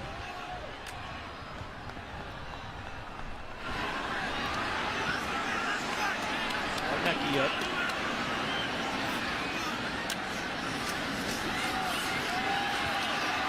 Pumps, throws underneath to Edwards, 1st down. Thought about throwing to Rico Dowdle, who was covered up, and instead finds Edwards underneath to move the chains. This is a phenomenal job by Scarnecchia. Ducks under the pressures to stay alive and keeps his eyes downfield quickly. Rico Dowdle roughed up by Jordan Elliott after a pickup of 1. Can't say enough about the job Scarnecchia has done, given that he's never been in this position before, Matt. We've only seen him in mop-up duty throughout his career. Now 2nd and 9. And Dowdle game tackled inside the 30. Cale Garrett, first man to him. Well, there's no doubt that he's done a phenomenal job, and it's beyond game management. He's done a good job, especially on that last down, of course. 4th down, do or die. Pressure in your face, you duck under the defender, and then you're able to release the football on time, on target, and get a conversion. He has been more than capable in stepping in his role so far. 3rd and 6.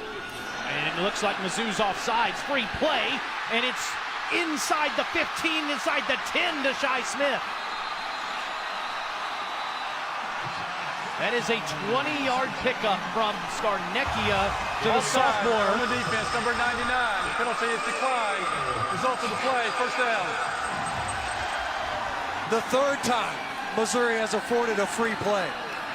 And I was just wondering where Shi Smith went in this ball game, and he shows up to get South Carolina into the red zone. 11th play of the drive. Scarnecchia one-on-one to Samuel, incomplete. Good defense by DeMarcus Acey.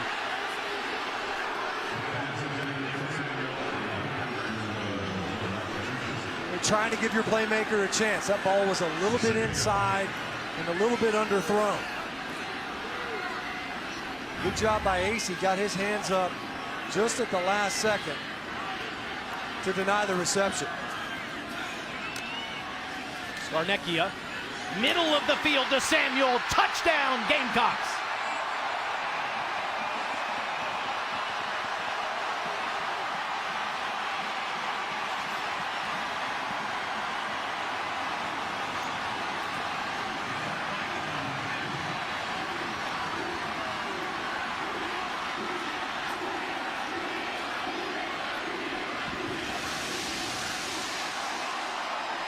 What a drive by Michael Scarnecchia and South Carolina. 12 plays, including a big 4th down that he converted at the Mizzou 40-yard line, and it pays off with Samuel with the touchdown catch.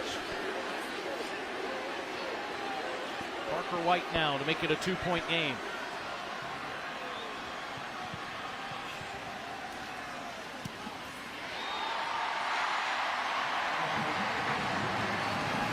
Talk about an answer. You come out of the gate smoking in the second half. The defense got the ball back to the offense, and the Gamecocks are in the end zone again. Here, down at the bottom of your screen, he's just going to run a slant. But watch Scarnecchia. They're going to blow Tyson Williams out of the backfield, and he's going to move Terez Hall with his eyes. He's going to look to the right and fake just a little bit, just enough. See Hall check up, and he's looking to the right. That's just enough window to jam that ball in there to Deebo Samuel for a score. How about Scarnecchia? He's done a great job in this game. 3 touchdown passes in his first start. And we're not censoring part of the offensive line there. It's just there's rain that has come down throughout this third quarter. Mizzou will get it at the 25-yard line to the studio and our friend Dari Noko.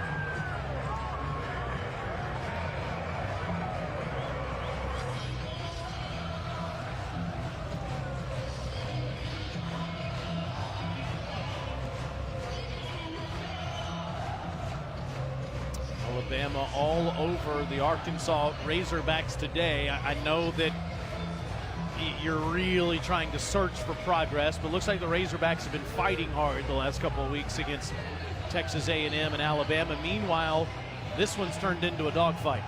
Well, for the first time in this entire game, here in the second half, Missouri goes 3 and out. South Carolina marches right back for a score to tighten this thing up. Crockett gets 5 yards on first down, and it really hasn't mattered who has carried the football so far for Mizzou today, Beatty, Crockett, or Roundtree. You see them rotating, trying to keep those fresh legs. That has been the key, though, when Missouri has been able to move the football, and they have. But on the 3 stops that South Carolina's been able to get in the field, they were able to do a good job on first down. Here's Crockett again, first down, big hole, into Gamecock territory and free. Inside the 20, stays on his feet, waiting for a signal, touchdown. If it stands, it's 70 yards.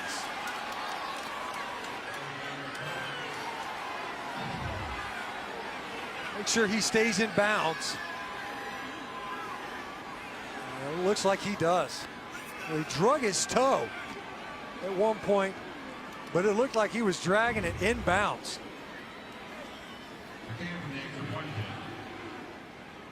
Talk about an answer. So you come out in the second half, and you're able to rip off a long run for a score.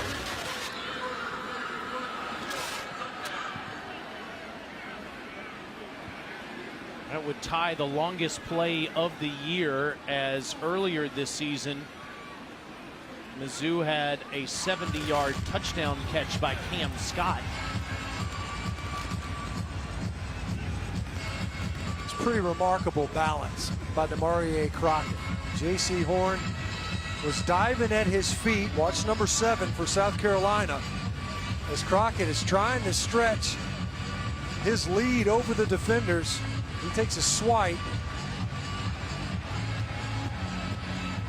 And as you saw him take that swipe, Crockett's right foot kind of drags, doesn't it? It does, and it's, at least at the last glance we had, it looked like he might have come close to it hitting that white line, so I'm sure that's what they'll be taking a look at.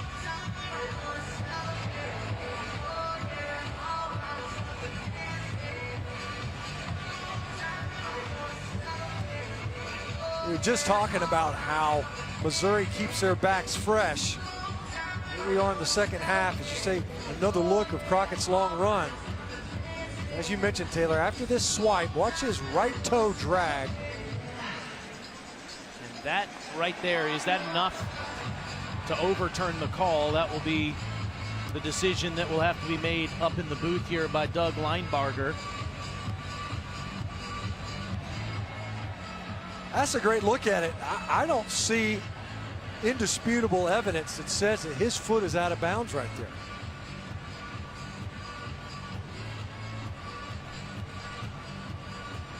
I would agree with you. I don't.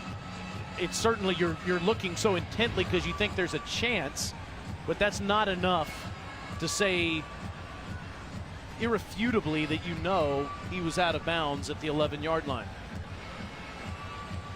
Of course, you can see the spoils of that philosophy. So you get Roundtree, Beatty, Demarie Crockett, and if you do break one, you've got enough in your tank to try to hammer it home, regardless of what this ruling ends up being. After further review, the runner stepped out of bounds at the 10.5-yard line. Okay. First down, Missouri. Now we're 0 for 2. Our version of what you can determine to be overturned is a little different.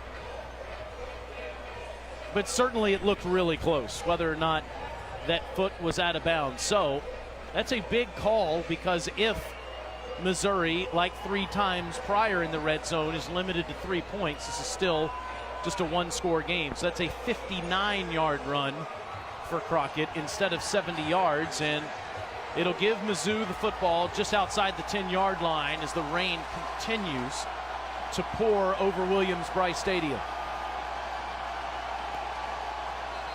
And that's a false start. Albert O never got set. That's twice. Prior to the snap, false start, 81 on the offense.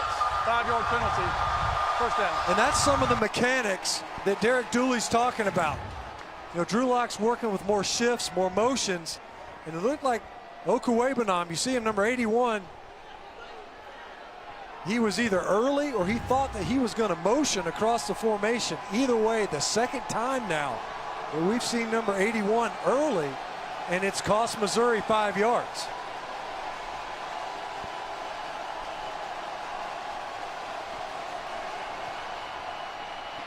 Crockett, no place to go. Keir Thomas and company there to make the stop, second down. And then extracurricular, there's a flag coming back out. You can see Keir Thomas. He's saying it's going to be against Missouri. There at the end of the play, there was a scrum.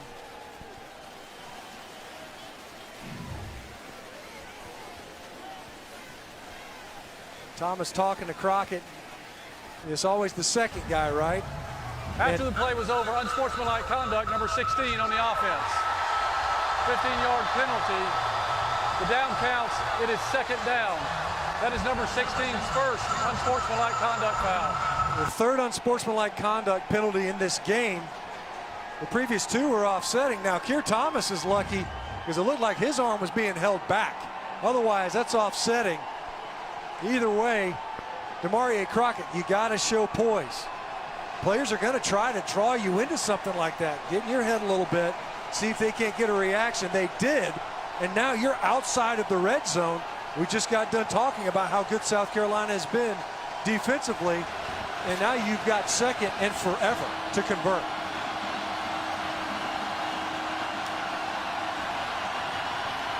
Locke will go for it all. Incomplete. He was looking for Dominic Jacinto, who is covered up by Jam Williams.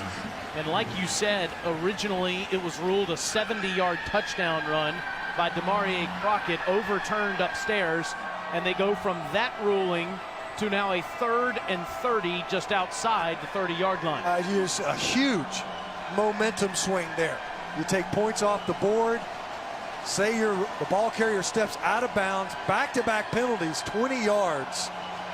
That's the hidden yardage that'll get missed. You look at the box score, and now you're backed up. Third, you can convert, but you're practically in the end zone. South Carolina's got almost the entire balance of the field to defend versus Missouri here.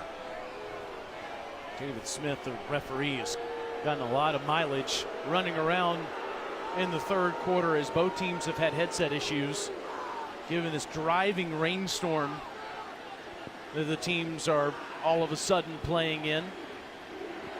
You got to consider the elements here too, of course. So if you take a shot at the end zone or the yards needed, maybe you run after catch, a defender slips down. If you don't make it, given that this has been a driving rainstorm, is the footing good enough? Do you trust you're a place kicker and Tucker McCann enough to come away with points. Not functioning properly, both times will be kept on the field.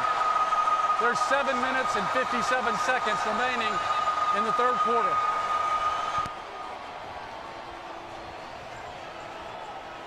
The game clock seems to be an issue. Missed the first part of the announcement. Sure if the shot clock is also frozen. It appears that it is. And another false start on Mizzou. False start on the offense, number 59. 5-yard penalty, third down. The second penalty on Case Cook. They called him earlier for a holding, and now a false start. 2 false starts, an unsportsmanlike penalty, and Missouri marching backwards. And of course now you have to be thinking, let's just chew up some of this yardage and see if you can't make it a more manageable field goal. And South Carolina with an opportunity to make a tackle in the field of play, deny the end zone. Mizzou has to get to Lexington for a first down, and they go nowhere. Javon Kinlaw.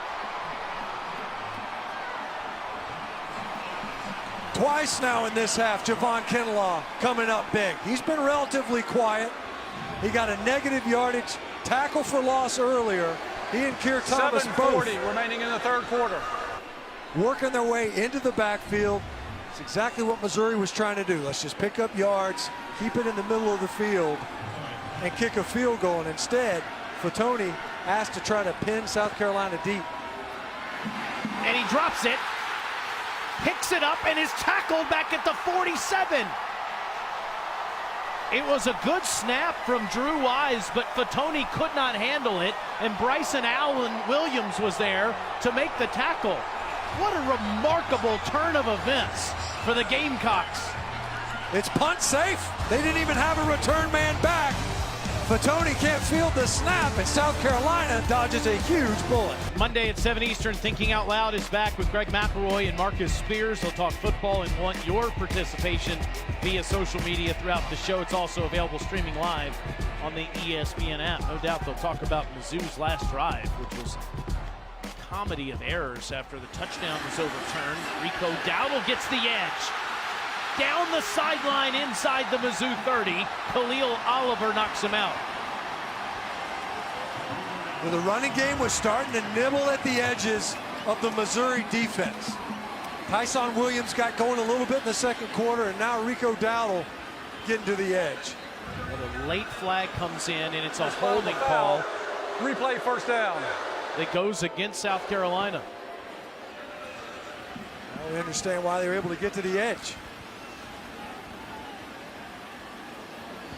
Of course, in these conditions, we've already seen it was a bad snap to Corey Fatoni as Missouri was trying to punt the football away after going backwards on 3 consecutive penalties. That time, Brian Edwards just trying to block on the edge, get an explosive play. Receivers have to do that on the perimeter. Got too handsy and ends up backing up his offense. So you mentioned the clocks. You see that we don't have any clocks on the screen. They're keeping time on the field with all the rain. The Dowdle just says, I'll go to the edge again, and he gets back into Mizzou territory, a pickup of 11 yards. Sometimes what you see on a really wet field, one that's gotten a ton of rain, we've been seeing it ever since a couple of minutes left in halftime. It's advantage offense. Ball carrier knows where he's going. The route runner knows where he's going. Dowdle follows that right side of the line again. And Cale Garrett makes the tackle. This is inside the 45. That's a first down for the Gamecocks. And Michael Scarnecchia, look at what's going on today with Scarnecchia compared to what he had done in his entire career. Well, he's been saving it up. The guy's been pacing himself. And it has certainly come in handy today. He's played very well. You think back to that 4th down play. He ducks under the blitzer and is able to deliver a strike in traffic, on time and on target. Led to an eventual touchdown. As you see Rico Dowdle leaving the field injured after 3 straight carries. He was flexing his left wrist. You see that brace that he's already wearing. It almost looks like it was a shoulder injury. He reached over with his right hand. I don't know if he landed on the point of his left shoulder. They didn't take him to the training table. So Tyson Williams comes in looking for space, and he is tackled at the 41 by Nate Anderson. Challenge now, Missouri defense. You can't allow South Carolina to get going on the ground. Obviously, they can be dangerous as well downfield. We haven't seen a ton of shots taken. They hit Shi Smith on one. Deebo Samuel's come through. But those are both of those underneath throws and runs after catch. Fake to Williams, middle of the field is open, and that's Edwards to the 30. 11 more for the junior from Conway, South Carolina. You see RPO, ball fake, pulls up the linebackers. We asked Muschamp. Tyson Williams is wrestled down by Kobe Whiteside after a pickup of a couple, and now another flag comes in. Even before that, Kobe Whiteside threw. He ended up throwing a ball carrier, and Tyson Williams 2 yards downfield.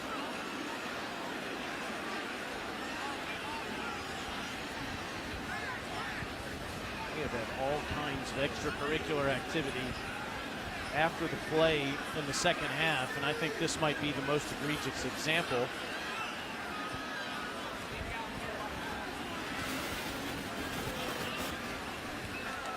After the play was over, unsportsmanlike conduct number 1 on the offense, unsportsmanlike conduct number 2 on the defense. Those penalties offset, be second down. That is their first unsportsmanlike conduct foul of the game. So AC and Samuel. And Samuel looked like he tried to throw it right there. But both teams flagged for the penalty. AC's got a handful of Samuel's face masks to start it off. But the thing is, and we talk about it, you can't swing at anybody. That's an easy thing for the ref to see. Williams inside the 25. There's all kinds of pushing going on now. And this is the second time now in this game where we've seen offsetting unsportsmanlike conduct penalties. Earlier, when Missouri was in the red zone, there was a single call, unsportsmanlike, on Demarie Crockett, cost him field position big time. But it is very chippy on the field right now.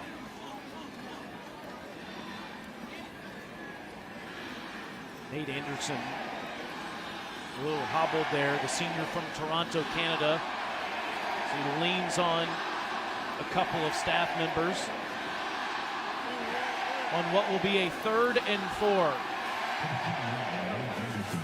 The concourse levels are filled with South Carolina Gamecocks fans as it's been pouring throughout the 3rd quarter. And you see that late shove there that came from Dennis Daly, the left tackle. This game has gotten beyond chippy. Anderson's leg was underneath him when Dennis Daly pushed him back. They're late. Both those guys tangled up. You see linemen trying to block to the echo of the whistle. Defenders taking exception to it. Back-to-back plays where both sides are playing after the whistle. They're not going to put up with it. Surprised a penalty flag didn't come out yet again.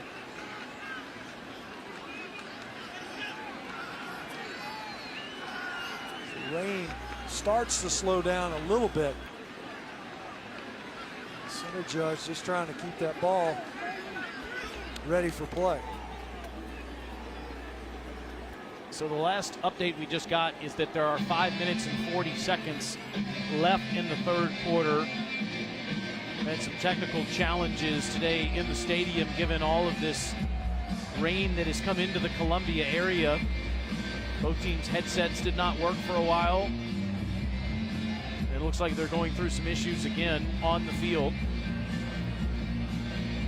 Because that storm sort of came out of nowhere and sent all the Gamecock fans running towards the concourse. They're still here. You can't see them in the stands, but I promise they are hanging out near all the, you see them on the overhang right there. Yeah, and all these, the circulars over here in the corners of the stadium, the fans are all stacked in there. That's like, it's like pseudo club seating. You know, you go stand under there, you don't get rained on. It's not a bad vantage point.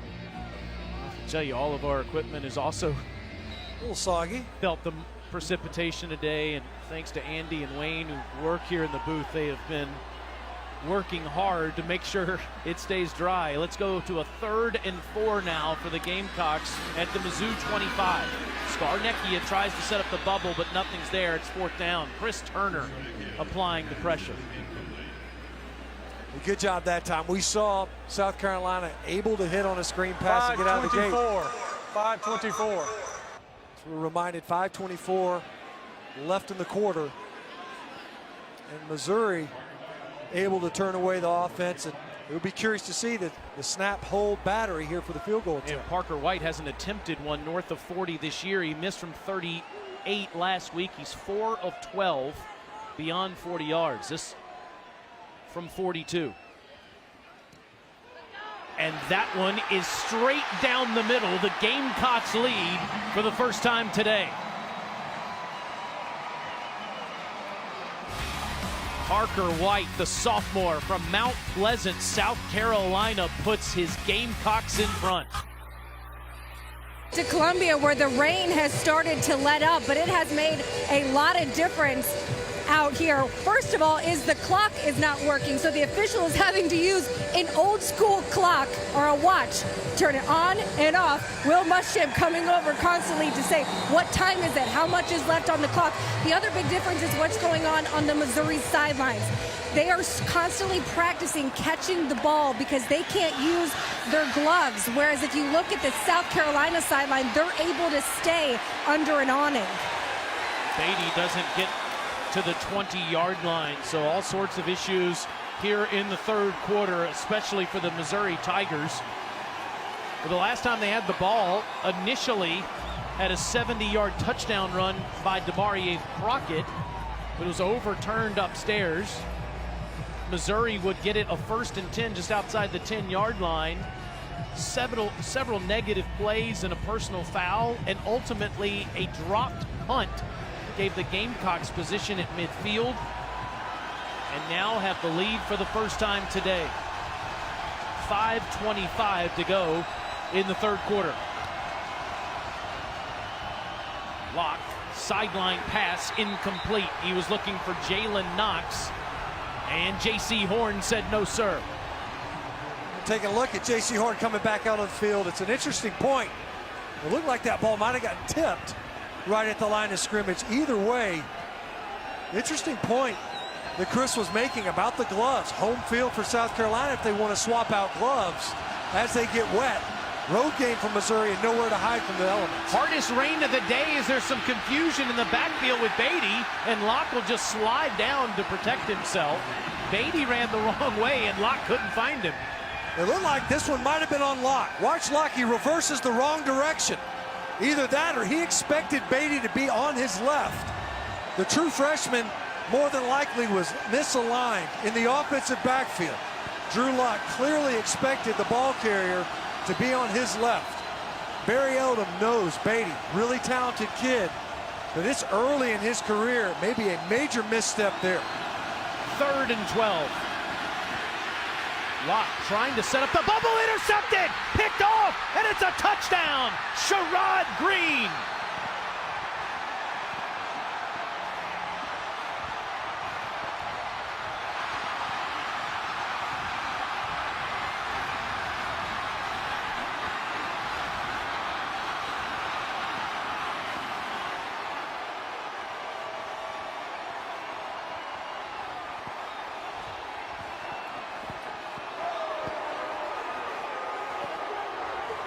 It's almost as if whenever it rains harder, things go better for South Carolina. It starts raining, and all of a sudden, it's been all Gamecocks this half, certainly this quarter. Rain picks back up. Things start to go badly for the Missouri offense, and there's the turnover. We've only had 3 interceptions for South Carolina this year. Finally, someone other than Rashad Fenton stepping up. This is like the world famous scene in Caddyshack. I don't think the heavy stuff's coming down for quite some time. it has been pouring, and it has been a house of horrors for Mizzou in the third quarter. They led 23-14 when this quarter started. That is the first unsportsmanlike conduct foul on number 5 and number 21. Muschamp didn't like that call, but he'll take it. As South Carolina looks for their 17th unanswered point from Parker White, and it is through. Great hold by Danny Gordon, it looked like right there. Take a look at the touchdown again. So here's Beatty. On the play before, he was lined up on the wrong side. This time, as he's trying to release, watch him slip. There's no way that he can get in front of this pass, and Sherrod Green, of course, has a free run to the spot. Drew Lock has no idea right there that Beatty's not going to come out of the scrum. A lot of times, you'll see the back enter the line of scrimmage. There's a bunch of bodies, and then they pop out late. You throw a really catchable ball, so there's not a lot of pace on it. Sherrod Green dropping back into coverage, reads the screen. There's no one to run through because Beatty's already on the ground. And number 44 able to get it in the end zone. Big play from Sherrod Green, who frankly has struggled so far this season. So an unsportsmanlike conduct penalty is why South Carolina will kick off with Wozniak from their own 20-yard line, and Beatty is back there deep. There is hail coming down now here at Williams-Brice Stadium. Really short kick, and a fair catch is made at the 37-yard line. Mizzou will start there. Coming up tonight at 7:30, number 2 Georgia hosts Vandy in our SEC Saturday night matchup presented by Holiday Inn Express. Let's see what Cole Kublik has to say about this matchup. Looking forward to seeing Justin Fields and the role that he continues to play for this Georgia offense. A lot of weapons. Jake Fromm's been good. Justin Fields brings a different dynamic. How much more involved in the offense will he be? Find out tonight. Dogs indoors in prime time tonight. Justin Fields has looked good for Georgia. Meanwhile, here the rain has been as big of an opponent as South Carolina has been to Missouri here in the third quarter. No doubt. And you look at this starting field position for the Missouri offense, and you understand why Will Muschamp was so upset with the unsportsmanlike penalties. He realized very real chance they were going to be giving excellent field position right back to the Missouri Tigers with only an 8-point lead. That's a one-possession ball game. A lot of game left to be played. We can't see it on the clock, but there's plenty of football left. Looks like it's just under 5 minutes. Roundtree past midfield, breaks a tackle, and is free inside the 30-yard line, breaking another. Inside the 20 for the sophomore from Raleigh, North Carolina. Before it was Demarie Crockett, and now Roundtree able to pick his way through the South Carolina defense for the second big run in this quarter. 41 yards. Back in the red zone again. Roundtree, no place to go this time. It's second down. You see, once again, this has been the hallmark of this entire game. Missouri able to move the football down the field, and then they get it into this area of the field, in the red zone area. The last possession, penalties undoing that opportunity after an overturned touchdown run. Now an opportunity again to narrow the gap. South Carolina taking the lead. Roundtree inside the 15. It'll be third down. And to your point, they've had 6 plays today over 20 yards. But when the field gets condensed, they've struggled. Well, credit South Carolina. Coming into this game, number 2 red zone defense in the conference. And they have certainly earned it in this game. It was what allowed that pick 6 to be the difference in the game on the scoreboard. Otherwise, you're looking at a Missouri offense that's piling up yardage, just not piling up points. Check in the studio with Dari.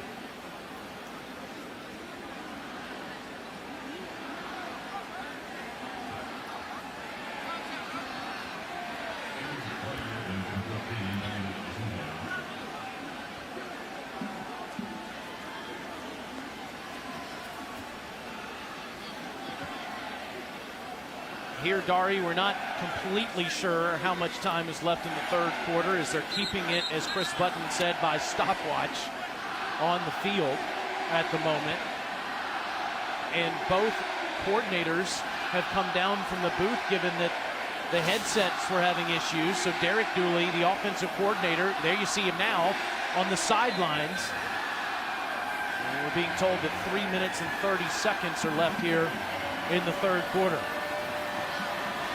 See headsets off on the sideline, communicating directly to his offensive players. Another big third down inside the 20-yard line. You see Roundtree in the backfield there with Drew Lock.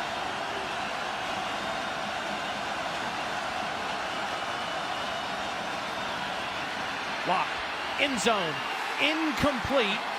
And now the flag comes in, looking for Albert Okwuegbunam, and a late flag is thrown on Javon Charleston. The question is, was it catchable?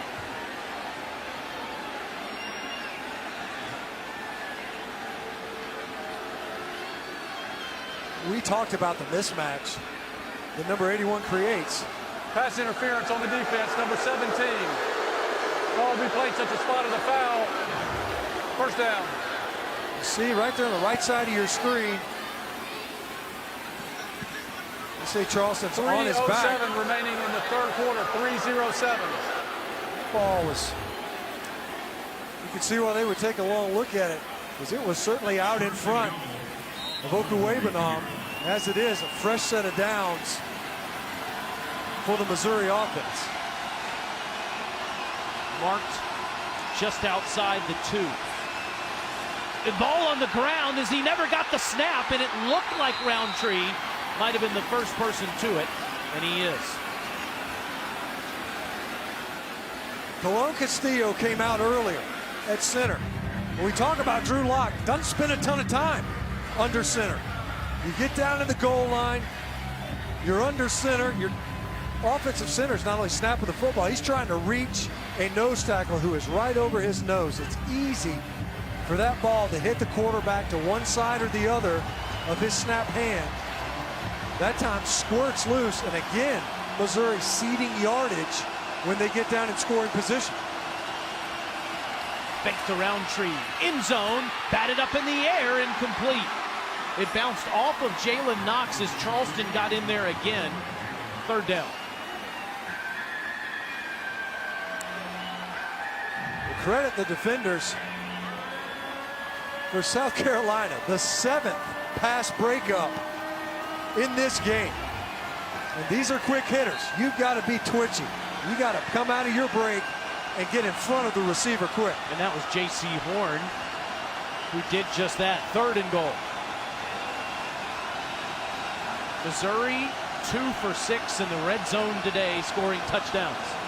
Here's Okwuegbunam right here in the slot. Looking at him. Middle of the field is open, incomplete. Alberto could not corral it. Fourth down. And once again, the red zone defense for South Carolina. First and goal. You get a bad snap and a couple of passes broken up. That ball out in front of Okwuegbunam. It's a slippery turf. You got to put that one on your receiver a little bit tighter. Both throws with leading 81. The previous one drew a PI. That time, it just falls harmlessly to the turf. And Tucker McCann trying to wedge one through a deluge. From 25 yards, and it's no good.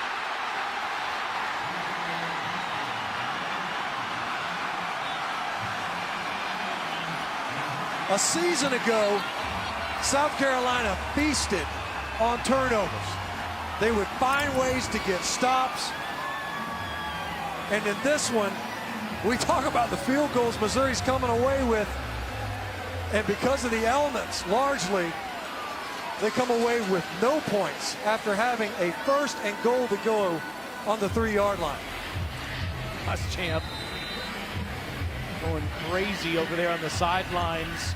One team has loved the elements, the other has not. Look at the total yards right now, Stinch. and Missouri coming away with no points on those last two drives.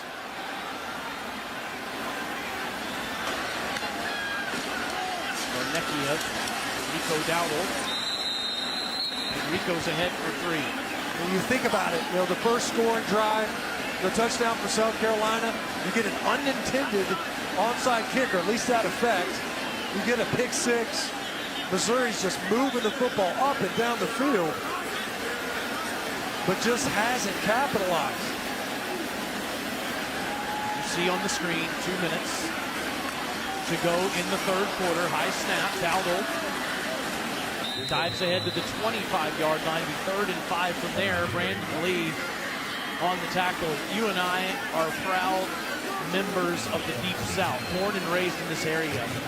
This is Category 3-like rain we have experienced here in the last 45 minutes. It really is. It's been off and on, but it's been more on than off. And every time it picks up, it does seem to go poorly for the Tigers. A reverse with Samuel trying to find space, and his athleticism gives him a first down. You just can't catch that guy. It looked like he wasn't going to be able to get to the edge. Thought Cam Hilton, number 7 from Missouri, was upfield enough to make Debo bubble his run. Couldn't get back towards the line of scrimmage early and had to go deeper and deeper. 1 minute here in the third quarter was the announcement. That's a bold play call considering the ball handling it required and the elements that these teams are playing in. Dowdle's got nowhere to go, and he's lassoed down by Jordan Elliott. That's a loss. Jordan Elliott is a guy, you can see why Barry Odom is so high on number 95. He's flashed a couple times in this game. Once again, getting upfield, creating a negative yardage play. You can see how he's going to grow, continuing. Only a sophomore at Missouri. Transfer from Texas, started his career there and is now playing in the Show Me State. Dowdle tackled by Cale Garrett. The extension of Barry Odom, and it's 3rd down. See as Missouri subs in, Dowdle has run hard here in the second half. The Pile has typically moved forward when he got the carries, and you see the players putting up those 4s. The clock doesn't show it, but we're in the final quarter of this one. Yes, we are, and the Gamecocks own the 3rd. Marie Crockett looked like he ran a 70-yard touchdown in, but was marked out at the 10. Then he gets flagged for a personal foul. Corey Fatoni drops the punt. The Gamecocks get great field position. On the next drive, Drew Lock throws a pick 6 to Sherrod Green, and Tucker McCann just missed a 25-yard field goal. Gamecocks trailed by 9 points going into the quarter and lead it by 8 as they start the 4th. And if you rewind to that touchdown or would-be touchdown run by Demarie Crockett, the score would have been 30-21 at that point in time. Up by 9, and instead you're down by 8. Fake to Dowdle. Scarnecchia wants to load up. Edwards tries to come back to the ball, and it's out of bounds. 2nd down. South Carolina has not allowed a point in the second half since Georgia scored 3 touchdowns in the 3rd quarter. That's 6 straight second half quarters without yielding a point. And if you want to put an even finer point on it, no 4th quarter points allowed since the opening week versus Coastal Carolina after they'd kind of called off the Dogs. But you look at this field now, and there is puddles everywhere. The footing is going to be questionable. Makes it dangerous if you kick a fieldable punt right here. So we'll see if Joseph Charlton is able to get this football. He has trouble with it, and it's blocked. Mizzou jumps on it, and that is inside the 25-yard line.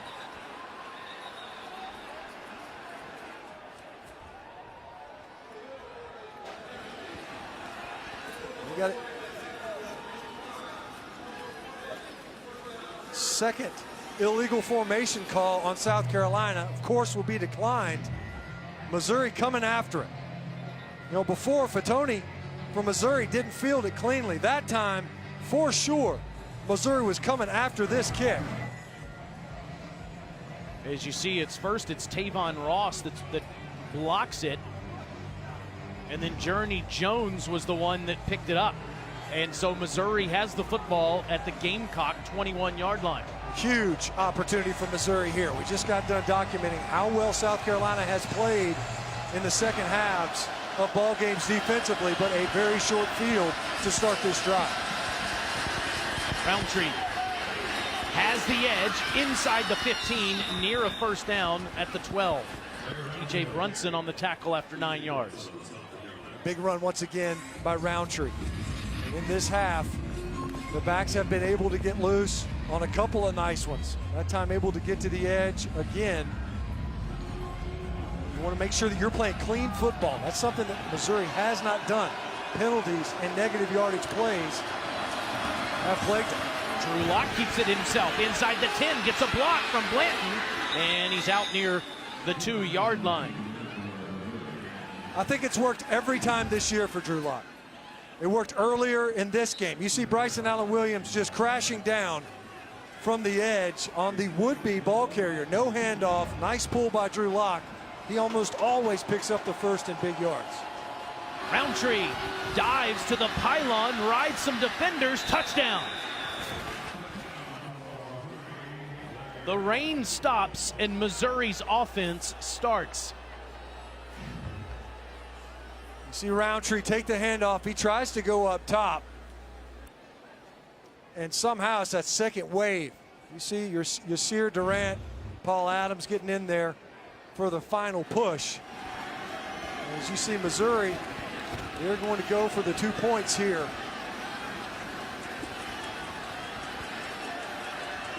Early stages of the fourth quarter. Clock not working due to all of the weather that came into the area. And Will Muschamp, he's trying to get the timeout.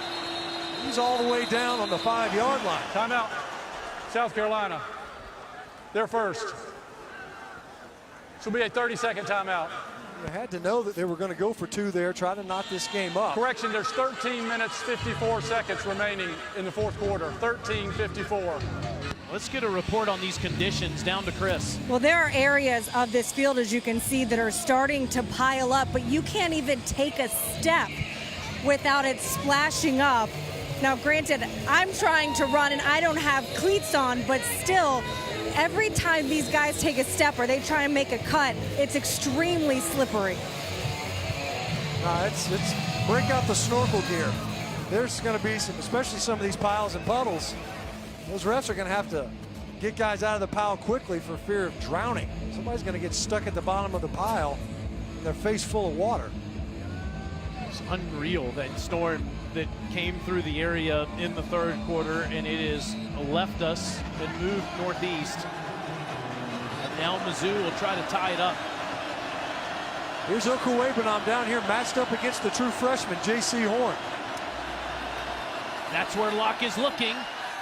Incomplete.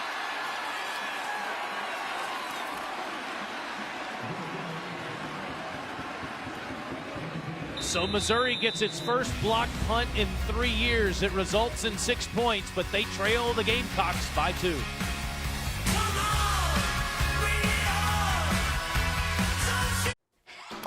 I'm Adam, and I make robots.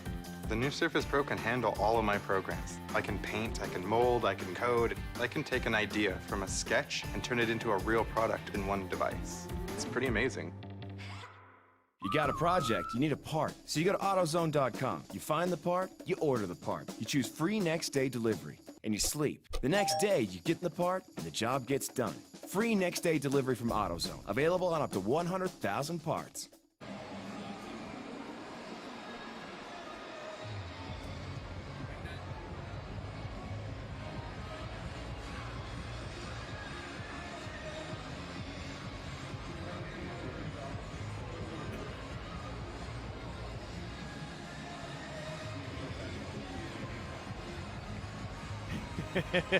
Well, good for them, because it was not a couple of weeks ago, and they went through a long weather delay. Our friends Dave Neal and DJ Shockley, unfortunately, and Don Davenport have had to deal with that the last couple of weeks. So I am pulling for good weather for our friends today in Oxford, as this one will be taken back near the 30-yard line by Kyle Markway. And South Carolina will start from there. Michael Scarnecchia making his first career start today as Jake Bentley, as Will Muschamp said, unable to protect himself due to a left knee injury that he sustained last week in Lexington.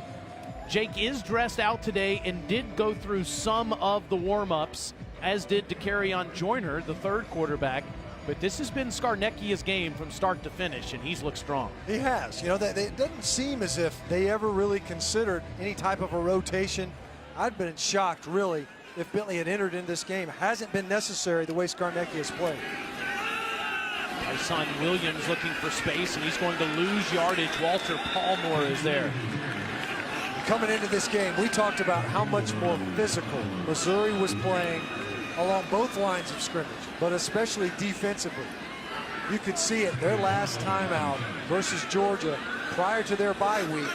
Their defensive front was much more salty this season than what we've seen before. Their 7th tackle for loss in this game. Scarnecchia underneath, and Williams took his eyes off the football.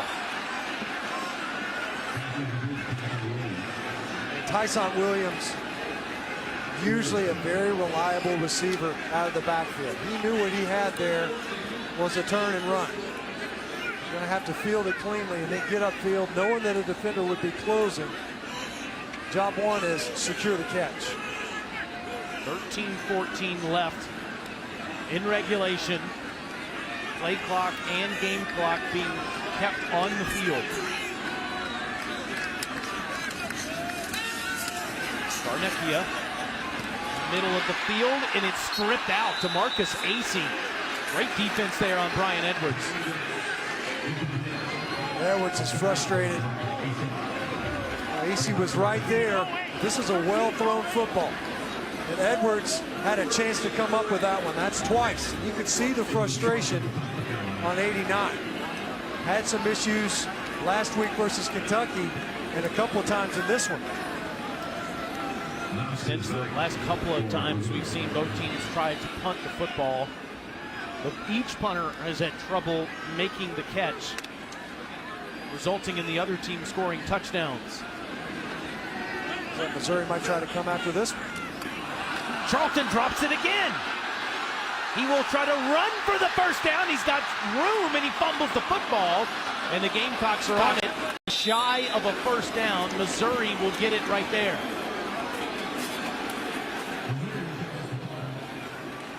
Just shows the most important pass of just about any offensive possession. It's the snap. Even if it's a punter, you see Charlton doesn't field it cleanly, squeaked right out of his hands. He tries to advance it. It's blown up right there on the sidelines. And Missouri with great field position again. Venice dribbling with the strip. Mizzou with the ball. Welcome back to Columbia, where the rain has stopped, but it caused the headsets to break, which is why you see offensive coordinator Derek Dooley down here on the sidelines. When I talked to him in the spring, he toyed with the idea of being on the sidelines, but said you just give up too much in terms of vision of the field, so he decided to go in the box. He said the reason that he would want to stay down is so he could look his players in the eyes, which he's been able to do right now. He was able to go to Albert O after the missed touchdown and say, it's okay, you've got the next one. And maybe in a time where Missouri needed that steady voice, he's been able to be down here and provide that for them. Well, it's interesting to see him make that transition through the rain. Missouri gets the football at the 33 of South Carolina, and Crockett bounces off a couple of Gamecocks and ends up getting 5 yards as Montag makes the tackle. Now, they did review that last fumble and determined that Missouri did not commit targeting on that play. Otherwise, South Carolina would have kept the football. Yeah, they looked long and hard, it appeared. Whether or not it was not only high, crown of the helmet with the head and neck area, and determined that it was not. So for a 4-yard carry, again, it's Crockett on the ground. Following blockers patiently inside the 25. Keir Thomas on the tackle. It's 3rd and short. Remember, Charlton, this is the play that they were looking at, Stinch, to see whether or not targeting was committed. They determined that it was not. 256 yards rushing for Mizzou today, a career high. Did they keep a season high rather? Did they keep it on the ground on a 3rd and 3? No, instead Locke will throw it to Albert. Oh, and he's tackled in the backfield for a loss. That's Stephen Montag with the airplane slide. Great play by Stephen Montag.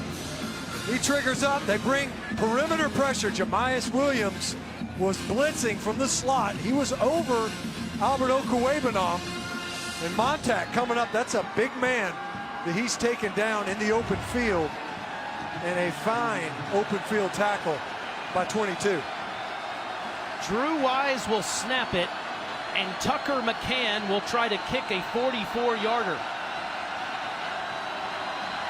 Good snap, good hold, great kick, and it gives Missouri the lead.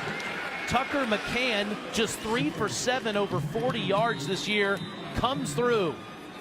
Tigers 32, Gamecocks 31. What a Columbia Bowl it's been at Williams-Brice.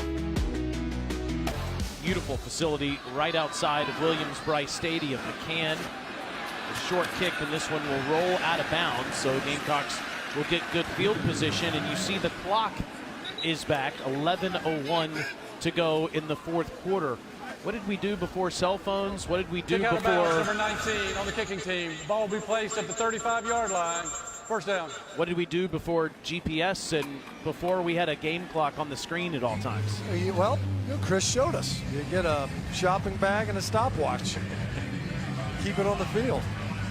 South Carolina has been outgained by a wide margin today, but they have been opportunistic.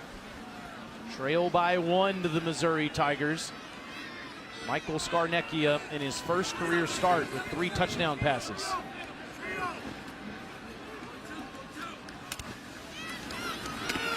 This is Dowdle.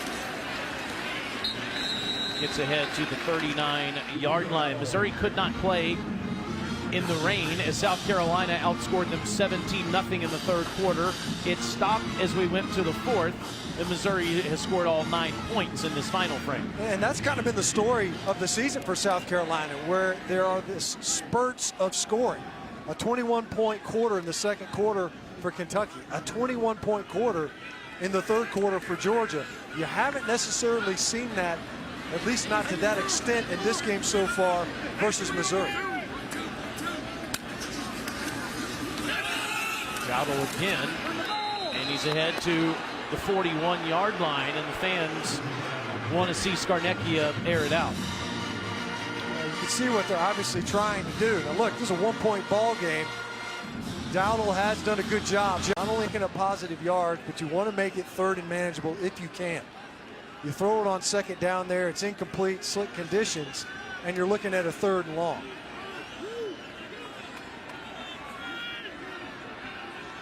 Have to get to the 45-yard line.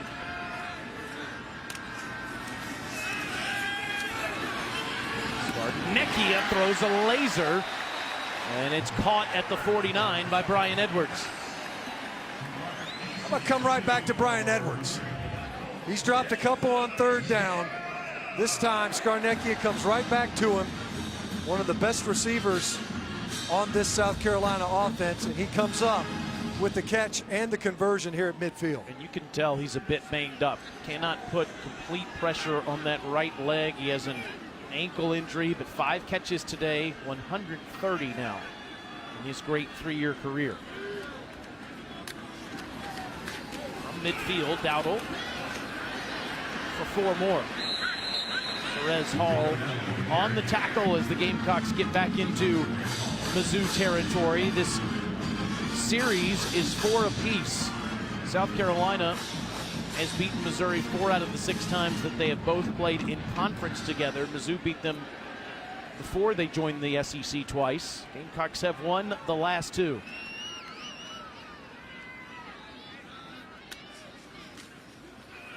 Dowdle, 2nd and 5. First down, Gamecocks inside the 40 as Cale Garrett is there.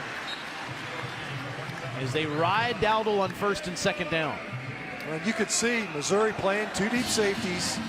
It's a 6-defender box. South Carolina happy to take that matchup. Doesn't get much here, maybe 2. He had -1 yard rushing in the first half. And now for the game, Dowdle has 55. So 56 yards rushing for the junior in the 3rd quarter and 4th, but no place to go there as Adam Sparks comes up to make the tackle. You can see now, Ryan Walters, that time he brings a corner fire. C14 coming from the boundary. And Brian Edwards was pointing at him. Cat, cat, cat. Here comes the corner. He's going to shoot. He was able to get into the backfield, get a negative yardage play.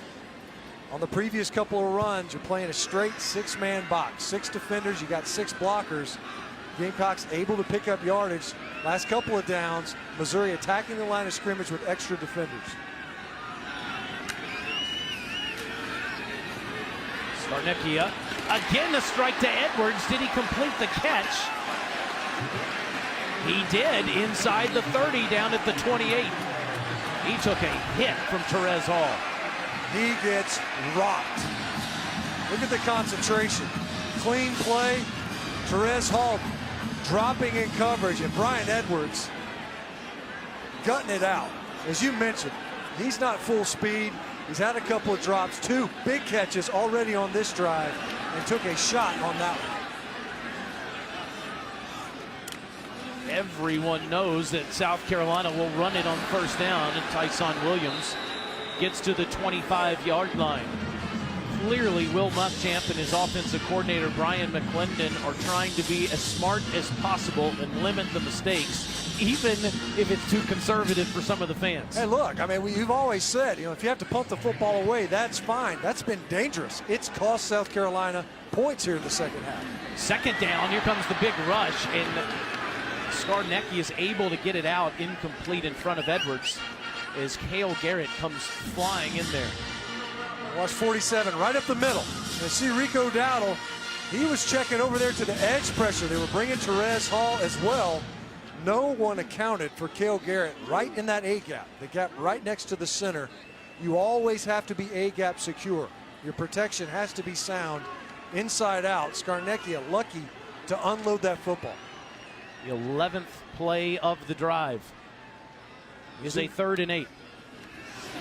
Here they come again, and it's almost intercepted. That was Walter Palmore that basically had possession of the football for a moment. Walter Palmore, and he was kind of mush rushing because he was even engaged with Donnell Stanley. They were trying to get it to Brian Edwards on a shallow cross. Again, pressure up the middle. And Palmore almost came up with a turnover. Parker White has made 1 from 42 yards.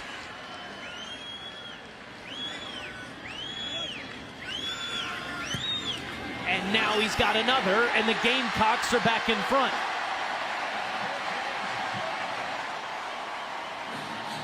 Snapping and holding in wet weather is a big deal. The Gamecocks did it perfectly, and Parker White splits the uprights.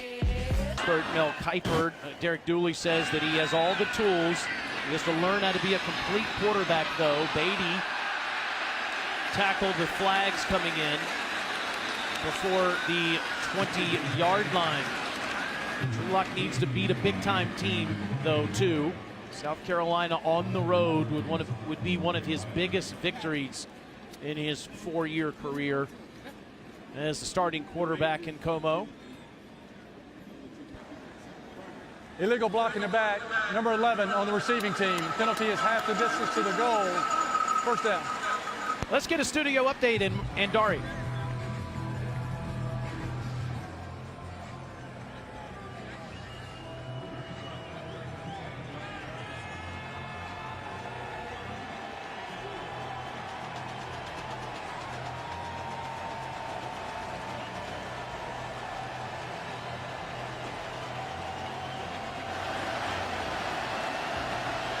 I can't imagine how you feel.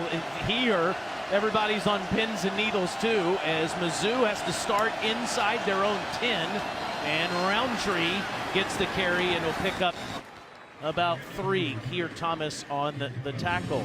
We talked about completion percentage for Drew Lock.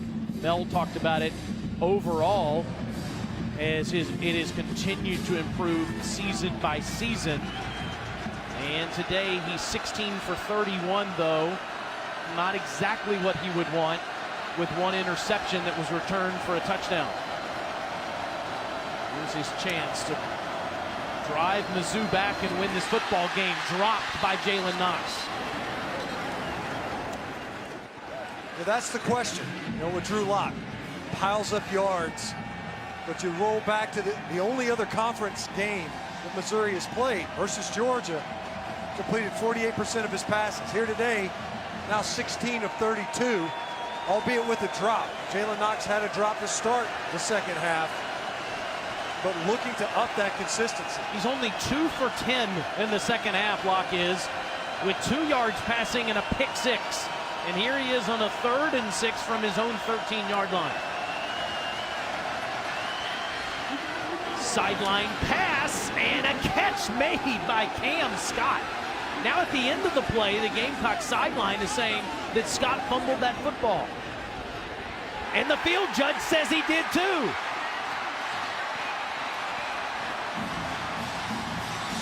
Jamias Williams was over there with it after Scott made an incredible catch. Scott has the ball here. Keyshawn Nixon is the one who initially raked that ball out. It ends up being an interception.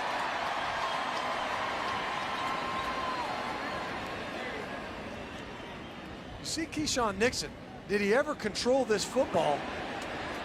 And did the football ever touch the ground? It did not. And was Jamias Williams' right leg out of bounds when he ultimately had possession? There are all kinds of things to consider here. The ball's coming out right there. I don't think he had firm control to establish this as a catch. But you see the ball's just kind of resting on Jamias Williams while it looked like his right foot was already out of bounds.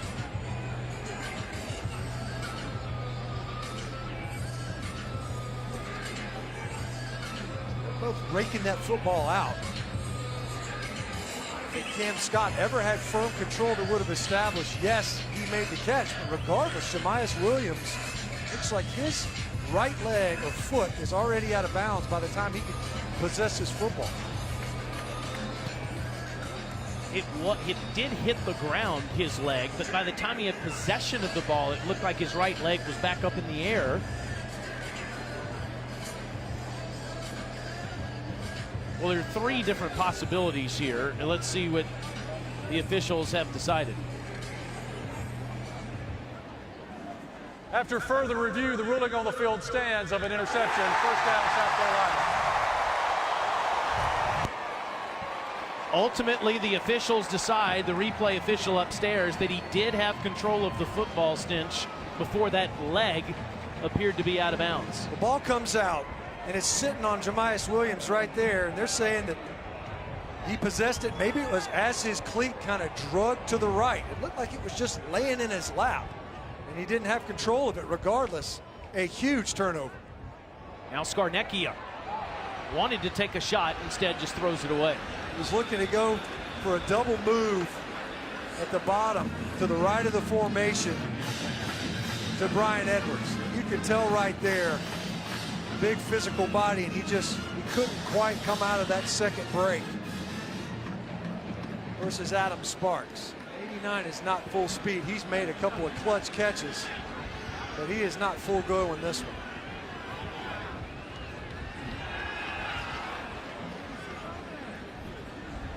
Intentional grounding, number 12 on the offense. There was no receiver in the area. The quarterback was still inside the tackle box. Loss of down.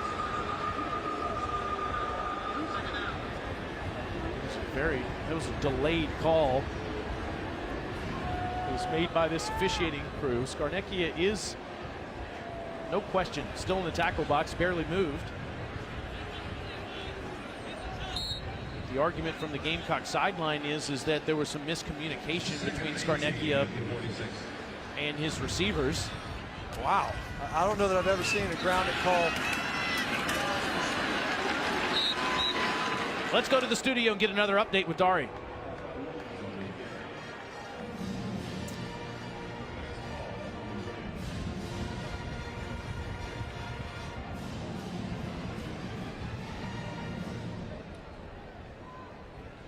Wow. How about that? That would be the signature win of the Tom Herman era if they were able to knock off the top team in the Big 12, Lincoln Riley in Oklahoma. Meanwhile, it's a 3rd and 18 here for the Gamecocks at the Mizzou 45. Scarnecchia seems a little confused as to what was happening there in the backfield, but throws a sideline route to Deebo Samuel to the 35, maybe even 34-yard line. It'll be 4th down from there. What do you do now? Well, you see Scarnecchia, and as they send out the kicking unit, you're right, there was some confusion prior to that throw. A big completion, to be sure, to get him into a comfortable field goal range.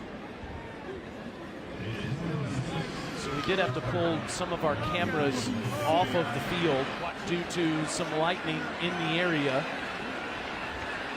Unfortunately, not all of them at our disposal now, so they decide here to have Parker White attempt a 52-yarder. It's a fake. And it is not enough for a 1st down, as Bailey Hart, one of the backup wide receivers, took that fake, and he'll give the football back to Mizzou. We're wondering, do you go for it right here? They send out what looks to be the kicking unit. You see Bailey Hart as the holder. He just pops right up. Cale Garrett, heads up play, able to get there in time, just enough to deny the conversion.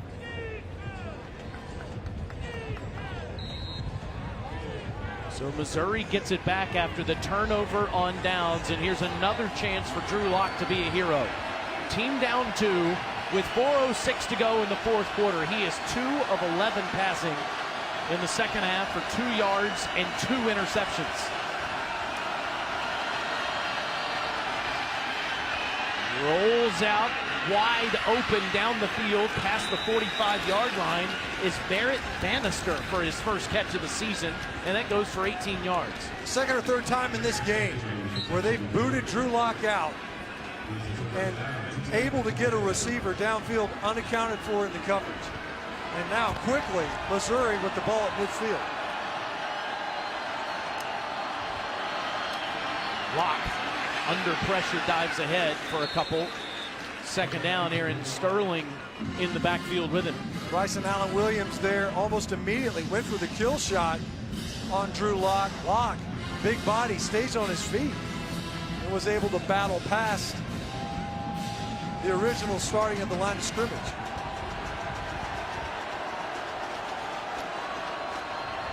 Crockett in the Gamecock territory, 1st down inside the 40. Nice job by the Missouri offensive front. 2nd level blocking, getting downfield, sticking and staying. Demarie Crockett pressing the hole and picking his way. 13 yards. The junior from Little Rock, Arkansas. 144 yards rushing for him today. And the team has run for 276, a season high. They ran the football out of this formation before. There's 6 defenders in the box, though, right now for South Carolina. Crockett again. He dings a defender inside the 30 as a flag comes in.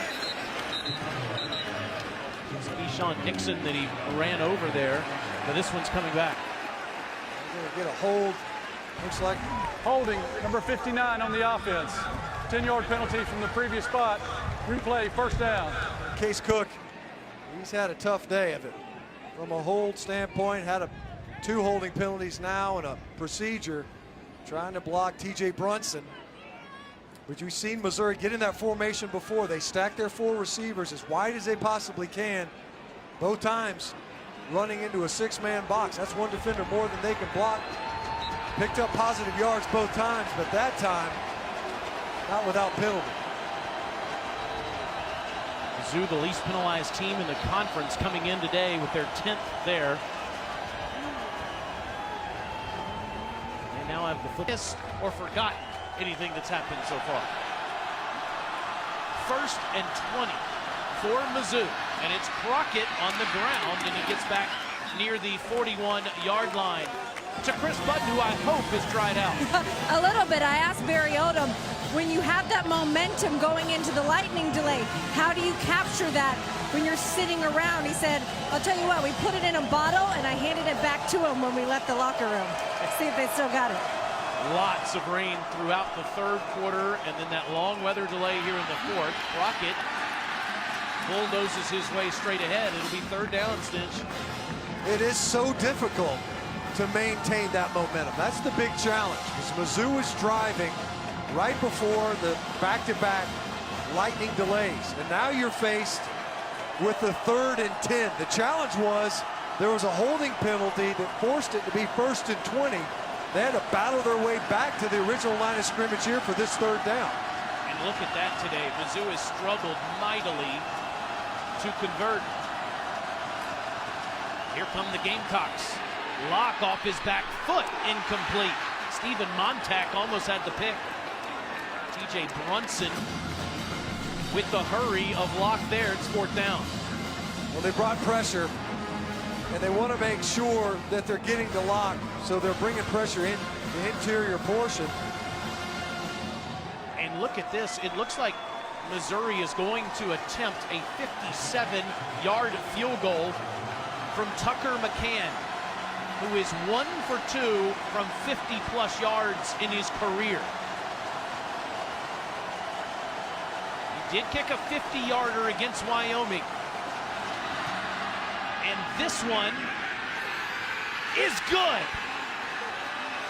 Career long for the junior from O'Fallon, Illinois. Wow, what a kick. There's some heavy air in this stadium. It's been raining, it's humid, and place kicking, punting has all been a challenge ever since the 2nd half started. Tucker McCann, he pured it. And it couldn't have come at a better time for Mizzou. He has really struggled, over 40 yards, just 3 of 7 coming into the game this year. But when it matters most, he drills that one to give Mizzou the lead, 35-34, officially a 57-yard field goal. 1 minute, 18 seconds left, and the Gamecocks will have 2 timeouts. Here's Jake Bentley, not playing today with a knee injury he sustained in the 4th quarter last weekend in Lexington against Kentucky, as the Gamecocks drop their 5th straight to the Wildcats. Michael Scarnecchia has gone the entire way. McCann all day has tried to kick away from Debo, and this goes to an up-back Daniel Fennell, and he is just past the 30-yard line. So Scarnecchia, in his first career start, is 16 of 28 for 195 yards and 3 touchdowns, as you see Bentley come over to support the redshirt senior. Scarnecchia won the Harris Pastides Award for academic excellence, 3-time academic honor roll member, GPA award winner here in Columbia, trying to win the football game in his first career start. The backfield, Dowdle makes the catch. And that's good for 6 yards, as Tyree Gillespie was right there with him. We have an injured offensive lineman. Dennis Daly is down. Yeah, Dennis Daly was down as Scarnecchia let go of that football.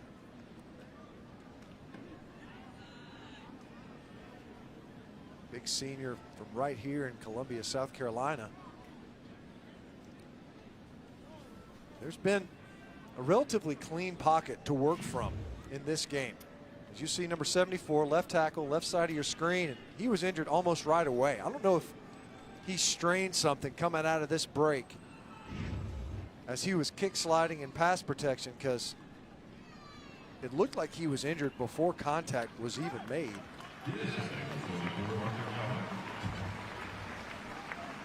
Walking off under his own power, but looks like a lower body injury, like he might have strained something near his hip flexor area or something as he was trying to protect. Already, and potentially the impact of that break being felt for South Carolina. So Malik Young will come in to play left tackle, trying to protect Scarnecchia on a 2nd and 4, clock moving with 1 minute to go. Incomplete, short hops it to Samuel. And he knew it as soon as he let it go. Scarnecchia didn't like it as it came out of his hands. He knew he had underthrown this football. The challenge, of course, so you're playing with 2 timeouts. South Carolina had to burn one when Missouri lined up to go for 2 on defense early.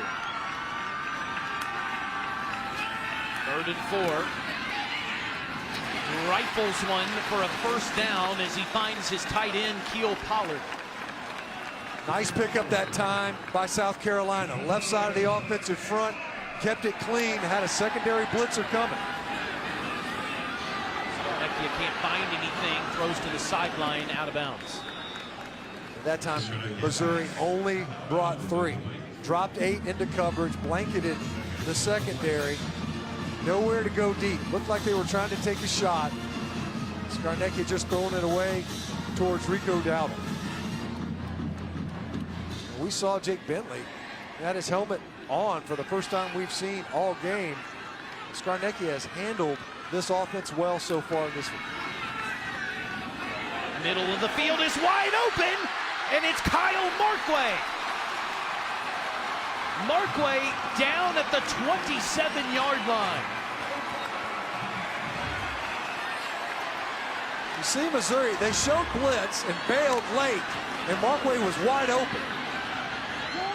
Almost intercepted as DeMarcus Acey had a play on the ball there as he covered up Deebo Samuel. And again, pressure getting to Scarnecchia. That time Cam Hilton able to get home as Scarnecchia delivers the football. Lucky to maintain possession is South Carolina, but driving. Well within Parker White's range here on a 2nd and 10, 26 seconds to go, but they're going the wrong direction as Kobe Whiteside makes the tackle. 3rd down. So with a timeout, let's go back to that long completion that Scarnecchia when he found Markway. Well, Missouri was showing blitz in the middle. And Tyree Gillespie bails out, but he bailed out to the field side. They came right back to Markway. As you see Cam Hilton able to get there just in time. Keep in mind, Casey Crosby is playing with about 5 broken bones in his hand. He's got a club. He's played in this game, but only in a blocking capacity. Jacob August out in this game. So it's been Markway, Kyle Pollard in this one, and tight end. And Markway, typically the blocking tight end, able to slip into the secondary for the big gainer. So Parker White's career long is 47 yards, and they're just about at that range. He made one to beat Tennessee, helped beat Tennessee last year. Long this season is 36. 3rd and 11. Gamecocks with 1 timeout left and 22 seconds to go. Timeout, Missouri, they're first. Well, and you had to know that this game was going to come down to potentially anyway a special teams play, because we had a couple early on, bad snaps and punt game. Saw a couple of long kicks, especially in the conditions, and now it looks like there's a very real chance this game might end in a field goal. We've had 4 lead changes all in the second half in this game. It's pretty remarkable when you see just how much this game has seesawed, especially early in the first half. The story really was red zone attempts for the Missouri offense weren't capable of punching it in. As you take a look at Parker White and then Barry Odom on the opposite side, trusting his kicker, Tucker McCann, who striped one on their possession after the big lightning delay to put Missouri ahead for that final lead change. So this a 3rd and 11 from the Gamecocks from the Mizzou 29. Empty backfield, Scarnecchia complete inside the 20. And that's Brian Edwards again. Edwards with his 7th reception. Huge completion, obviously. Not only just to convert the 6, but as you mentioned, Taylor, to get it more in a comfort zone for a Parker White attempt, if in fact it's necessary. And the Gamecocks do have 1 timeout left here, but Scarnecchia, at least initially, was thinking he needed to run to the middle of the field. Will Muschamp ran over and Their 3rd and called final that timeout. Well, let's take a look at today's Capital One pivotal performance. Michael Scarnecchia in his first career start, 20 of 35, 249 yards and 3 touchdowns and some huge 3rd and 4th down completions. I have been incredibly impressed, not only with the accuracy, because you see a lot of throws on target and on time, but just his in-game awareness, the moxie. For a guy who has as little playing experience as Michael Scarnecchia has, the big 4th and 2 conversion was huge, obviously, earlier in the game. Parker White to beat the Missouri Tigers from 33 yards away. Ben Asbury will snap it, and Danny Gordon will hold it. And Missouri will call timeout. White went with his father this summer to Nashville on just a summer trip to get away. And while they were there, White met with Ryan Suckup, the former South Carolina Gamecocks kicker who now kicks for the Tennessee Titans. And Suckup worked with White a bit on his craft to try to improve upon what was an up and down season last year as a redshirt freshman for moments just like this. Now White has a chance to give the Gamecocks a victory in the SEC. You know, there was a missed opportunity before that timeout to center the ball. The clock was leaking down. South Carolina ended up having to take a timeout. They were not able to center that football, and now you're kicking from a hash.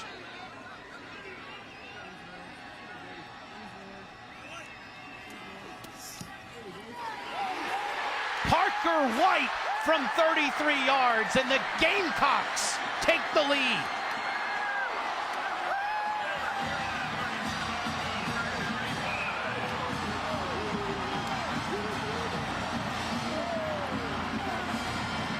That makes 5 lead changes.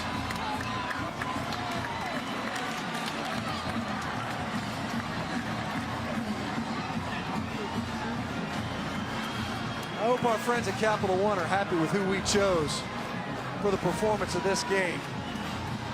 Because you can make an argument for Parker White. He's been pretty clutch, but Scarnecchia getting the football into position, and he has been dialed in for this game. That big 27-yard completion on this drive when he found Kyle Markway. Markway, the only player from the state of Missouri that plays for the Gamecocks from St. Louis, and he has the big-time catch to help South Carolina take a 37-35 lead with 2 seconds to go. 5 lead changes in the second half. Only 5. A deluge in the 3rd quarter, a lightning storm in the 4th that suspended play for over an hour, and it'll come down to one final play that Missouri will run from their own 33-yard line. So here comes number 3. 2 seconds on the clock. Crazy things can happen. The guy's got a hose. There's no doubt about it. And they have length at receiver and at tight end. So you got big Albert Okuwebanam. He can get downfield at 4'6", 40. So he's got the speed, but he's also got the length. Gamecocks have a couple of offensive players in their secondary, including Brian Edwards, as they try to end this game. Usually kind of roll out the pocket. How far can Locke sling it from the 25?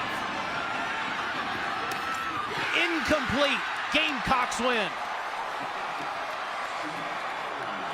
And one of the most dramatic wins you'll ever see at Williams-Brice Stadium. South Carolina wins their 400th game in Columbia.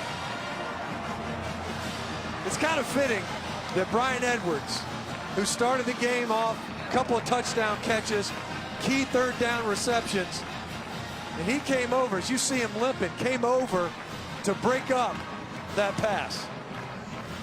And you can't say enough about the product out of Conway, South Carolina. They say T.J. Brunson was the first guy Will